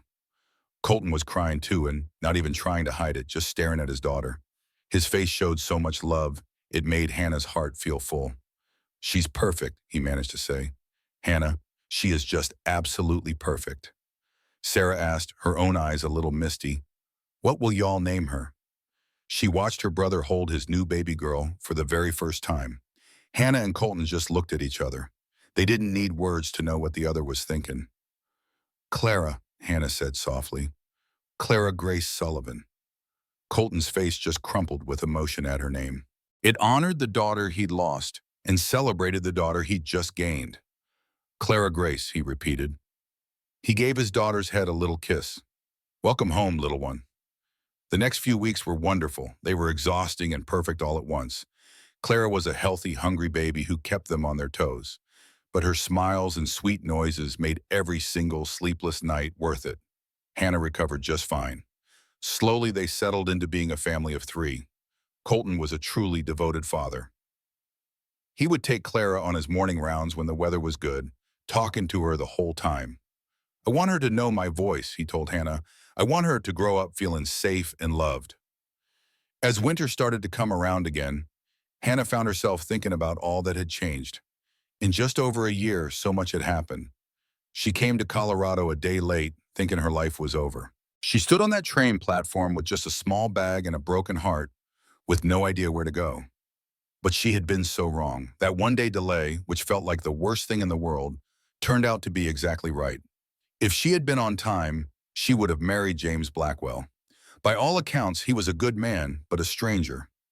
She would have had a decent life, she reckoned, but she would have never known Colton, or the deep love they had built up together, and she never would have held Clara in her arms. One evening as the first real snow fell, Hannah stood at the kitchen window, watching Colton play with Clara on the parlor floor. He was making funny faces. Her happy laughter was like music filling the old house. Sarah had stopped by for a visit and stood there beside her. Sarah was watching them too. "You know," she said, "when you first arrived and I saw you in that station, looking so devastated and lost, I never imagined it would all lead to this. To you, Colton, and little Clara. To all this happiness, I sure didn't," Hannah admitted. "I thought my life was completely over." "Just beginning," Sarah replied. "I reckon James would be glad to know his loss led to something so good, that even though you never married him, you found the place you were always meant to be." Hannah thought about James Blackwell, the man she never met. His passing was not just a tragedy, it was the true beginning of her story. "I surely hope so," she said softly. "I hope he knows the woman who came for him found love anyway, that it all mattered." "Nothing is ever wasted," Sarah said with certainty. "Every step, even the hard ones, leads you home." While the snow fell outside, the house felt warm. Hannah went to join her husband and their little girl. Colton looked up and gave her that smile, the one that always made her heart flutter. "Come sit with us," he said, making room. "Clara was just telling me a tall tale about her toes." Hannah settled in, and Clara reached for her with little hands. She looked around the house she'd saved. She saw the family she'd helped build, in a future that looked bright and full of promise. The next spring, a letter came from a young couple back in Pennsylvania. It was about another mail-order bride arrangement that had gone terribly wrong for the woman. Hannah read the letter and her heart ached for that woman, remembering her own desperation. "We have to help her," Hannah told Colton. "We need to find her a place here. No one should have to face that all alone." So they did. They reached out to the Mitchells. The woman arrived in April, thankful and ready to work, and she slowly started her new life. And that became their way over the years. Hannah and Colton got a reputation. They were known as folks who helped mail-order brides when their plans fell apart. They gave these women who'd come west with high hopes a place to land. "You're building more than a ranch," Sarah told her one day, watching another woman settle in nearby. "You're building a real community of womenfolk helping each other out." "I'm just doing what y'all did for me," Hannah replied. "You all helped me when I had nothing left. This is just me paying that kindness forward." As the years went on, the ranch thrived. Their herd grew, they improved the land, and they even built a small school for the area. Clara grew from a baby into a bright little girl who loved the prairie just like her parents. Then when Clara was 3 years old, Hannah found out she was expecting again. This time, a strong, healthy son was born. They named him Thomas James. The house that was once so quiet and full of grief was now filled with the sound of children's laughter. The future they had been afraid to hope for was finally real, built one day at a time. On a warm evening 5 years later, Hannah and Colton sat on the old oak bench. It was the same one James Blackwell built for a wife he never met. Clara chased fireflies.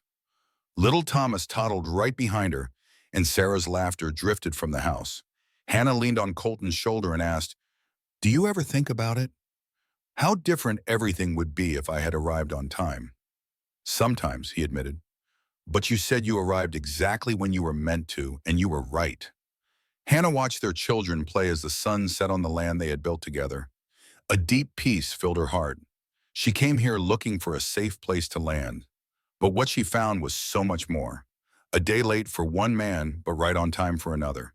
She had survived every hard thing and came out stronger on the other side. This beautiful life was not the one she planned. It was so much better. I love you, she whispered. I love you too, he said, pulling her closer. My wife, who was right on time for me. As stars began to pop out in the big Colorado sky, their children's laughter filled the air. Hannah knew for certain that every single step of her journey was meant to be.